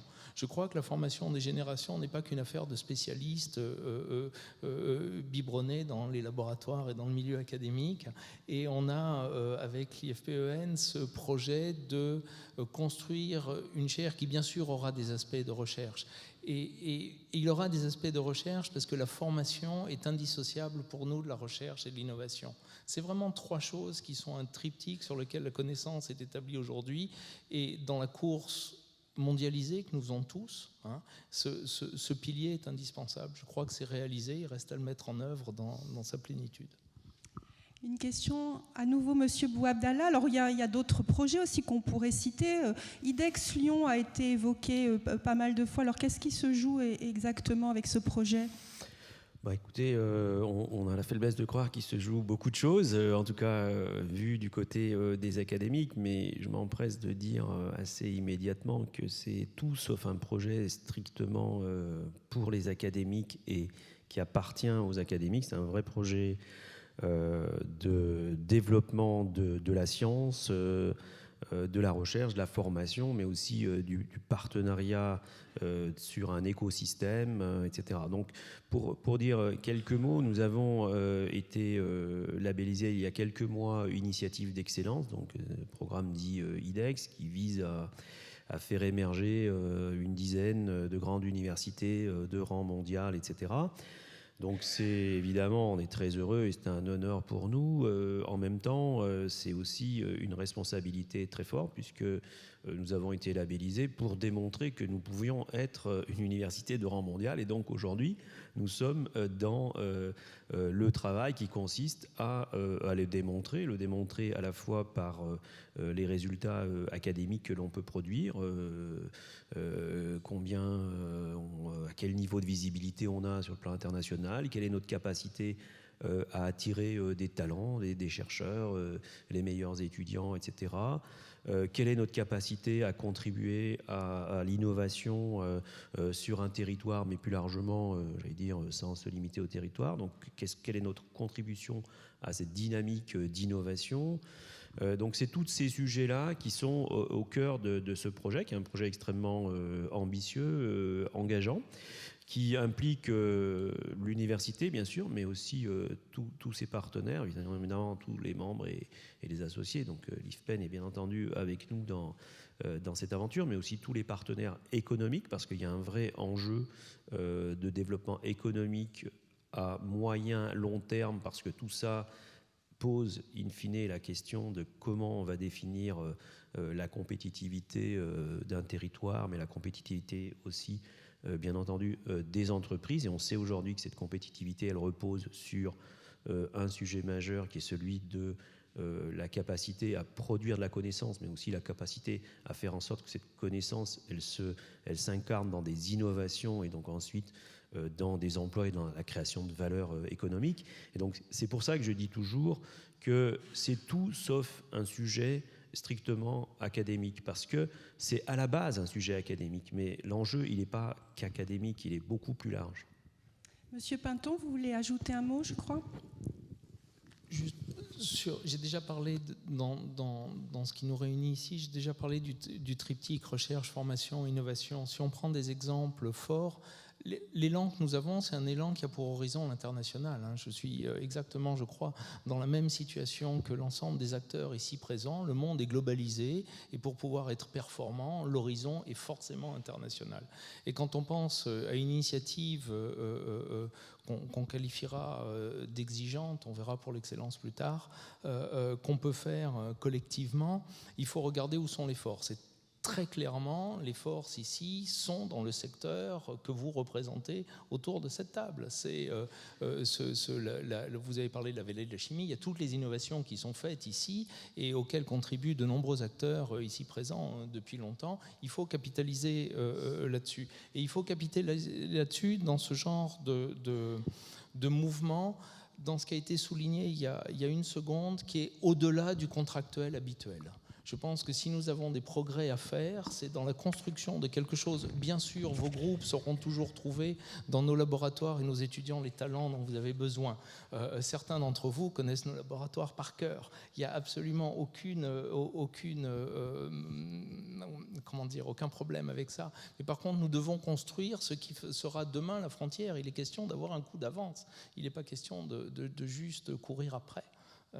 Et donc là-dedans, aller au-delà du contractuel dans une relation de confiance, c'est ce qui permet de faire mieux et de faire mieux aussi pour la formation, je tiens à le dire. Enfin, il y a, je crois, dans ces mouvements auxquels peut contribuer le milieu académique au sens large, la prise de conscience que sur un certain nombre de sujets, nous devons inclure rapidement les secteurs des sciences humaines et sociales.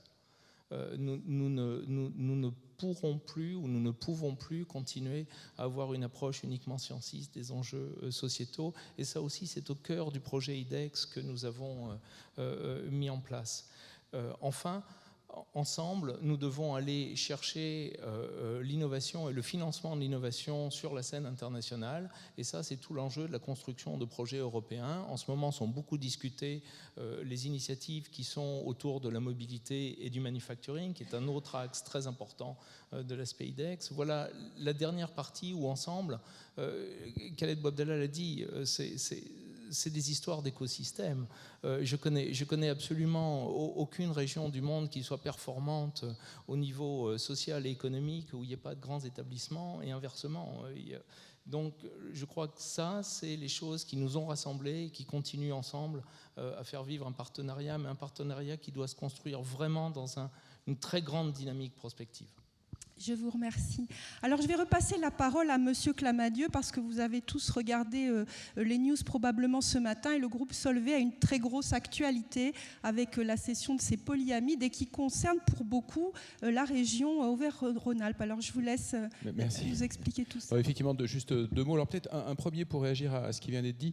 Je pense qu'effectivement, le sujet du génie des procédés est un sujet dans lequel à la fois l'IFPEN excelle et qui est un sujet essentiel pour les industriels.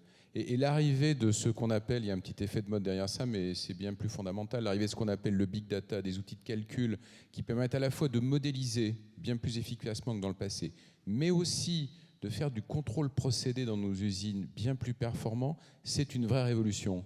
J'en étais pas tout à fait conscient il y a 2 ou 3 ans. Ce que je vois aujourd'hui concrètement se développer sur le terrain me donne le sentiment que les enjeux sont majeurs et effectivement, il y a autour de la table des compétences qui permettent de faire de vrais progrès. Alors l'actualité Solvay dont on parlait, c'est qu'effectivement, par pure coïncidence d'ailleurs, on a annoncé ce matin le fait que nous avions le projet de céder notre activité polyamide, qui est une activité historique du groupe Rhône-Poulenc puis de Rhodia, à un acteur bien connu de la chimie qui s'appelle BASF. L'enjeu est significatif dans la région, on a un petit peu moins de 2500 personnes dans cette grande agglomération. Là, je vais un tout petit peu plus loin que l'agglomération au sens administratif du mot. Ça représente à peu près le quart de nos effectifs. Ceci dit, ce n'est pas un désengagement du groupe de la région.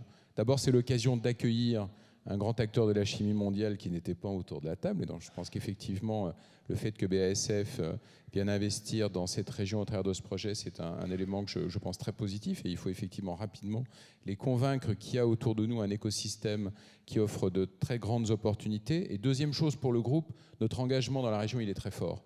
Nous allons continuer à la fois sur nos activités de recherche et puis un certain nombre de fonctions support à nous développer dans cette région. Nous continuerons à être un partenaire des collectivités et des acteurs qui sont présents. Je crois qu'on est aujourd'hui vraiment convaincus qu'on a un écosystème dans cette vallée de la chimie ou dans cette grande agglomération lyonnaise, dans cette région Rhône-Alpes, Auvergne, on a un écosystème qui est particulièrement performant et qui constitue pour nous une excellente base de développement. Donc c'est simplement ce message que je voulais partager avec vous. Merci beaucoup. Alors on va prendre quelques minutes pour des questions, mais le temps de vous laisser réfléchir, je voudrais mettre à l'honneur, j'espère que vous ne m'en voudrez pas, Monsieur Santenac, parce qu'on voudrait vous présenter quand même, peut-être des personnes voudront vous parler à l'occasion du cocktail. Pouvez-vous nous dire juste 2 mots sur la société Axens que vous dirigez, dont on a beaucoup parlé ? Oui, merci. Bonjour à tous. Bon, alors, oui, on a parlé beaucoup d'Axens, on a parlé de son succès. Je vous en remercie d'avoir eu cette gentillesse. Je vais peut-être l'illustrer. Axens a été créé par l'IFP en 2001. C'est la filière industrielle de l'IFP. On était à l'époque 150 millions de chiffres d'affaires. Cette année, Didier Houssin a rappelé nos chiffres. On va faire un peu plus même, de 700 millions. L'année prochaine, 900, presque 1 milliard avec l'acquisition de la société ERT. Donc effectivement, c'est un succès. Je vais y revenir. Ce n'est pas tellement le mot succès, mais pourquoi c'est un succès qui est important de comprendre. Mais au-delà de la taille aussi, je voudrais insister sur un point, ce qui est très important. La taille n'est pas une fin en soi. Ce qui est important, c'est d'avoir des positions fortes. Et bon, Luc Benoît Catin a cité le procédé Luxil.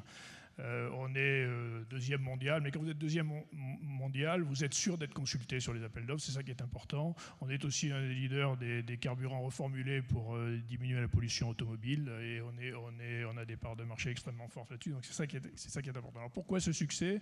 J'y attribue 3 facteurs. D'abord, il faut rendre grâce à l'IFP sur ses qualités, d'abord d'avoir pris ce risque de créer ces sociétés, de l'avoir accompagné sur un temps long. Ça ne veut pas dire qu'il n'y a pas d'exigence financière, parce que pour que notre modèle fonctionne, il faut que la société soit très performante.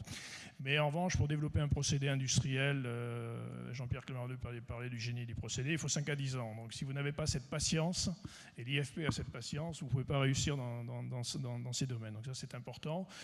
Deuxièmement, évidemment, la capacité d'innovation ici à Solèze, à Lyon, qui est unique, je crois, pour à la fois développer des catalyseurs, des procédés industriels, et puis la capacité, l'expertise et la capacité d'exportation que nous avons développé côté Axens pour vendre dans le monde entier, puisqu'on exporte 95% du chiffre d'affaires. Donc ce modèle, je crois qu'il montre aussi quand même, on peut en être fier. On parle souvent alors je suis en toute modestie par rapport aux grands groupes qui sont sur la scène, mais bon, 1 milliard, c'est ce qu'on envie aux Allemands, le Mittelstand, les grosses ETI. Enfin bon, je crois que la France donc, a la capacité de développer ce type d'entreprise avec les ingrédients que j'ai essayé d'illustrer. On travaille pour les grandes Total, bien sûr, mais aussi Shell, Exxon et d'autres.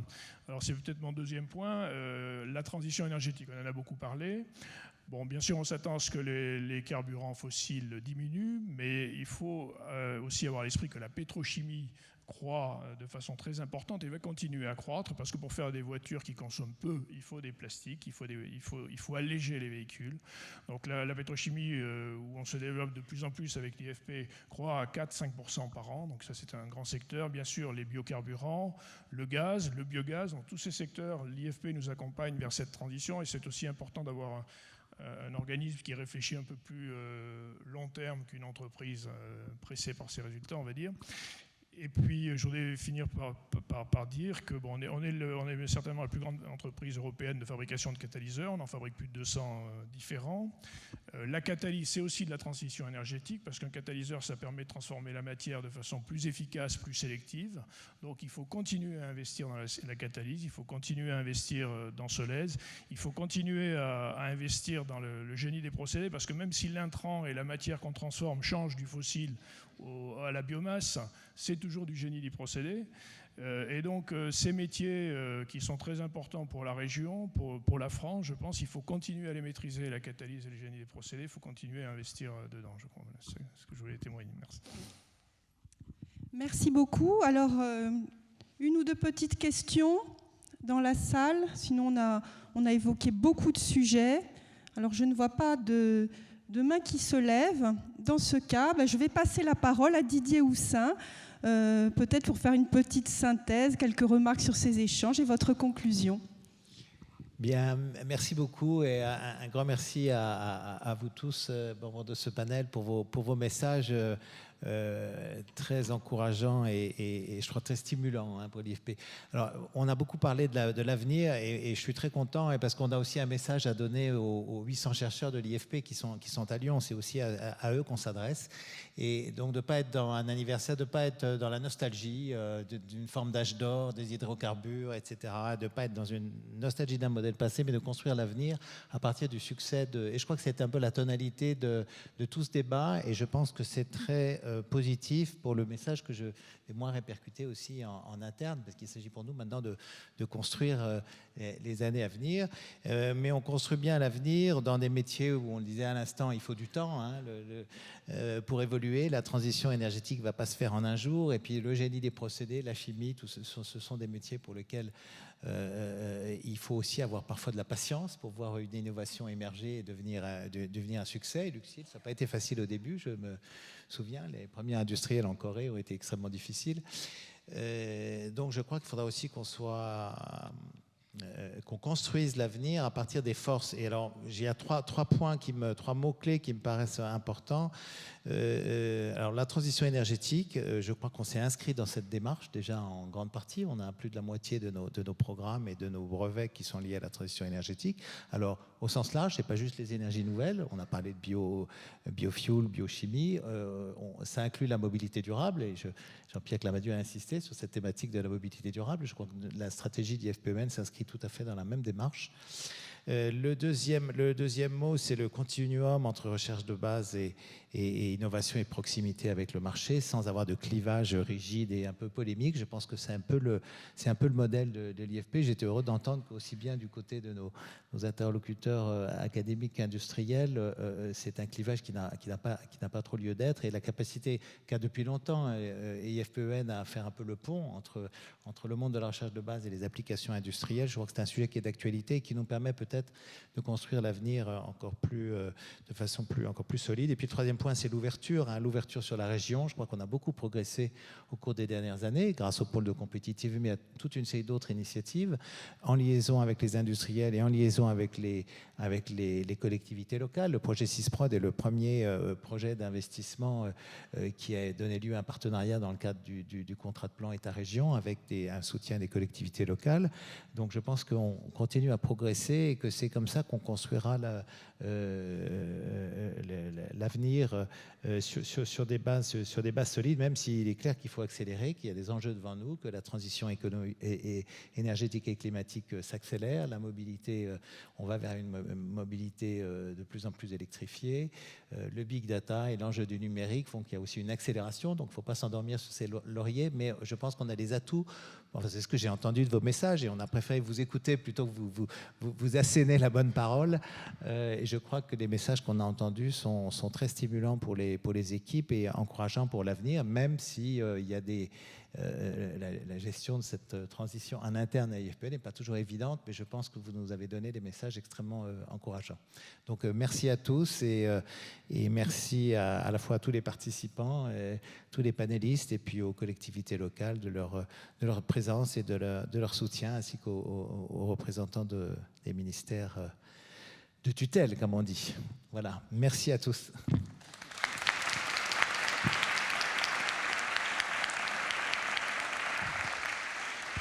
Eh bien maintenant, je crois que nous sommes tous invités au cocktail et puis à voir la magnifique exposition qui nous attend en bas.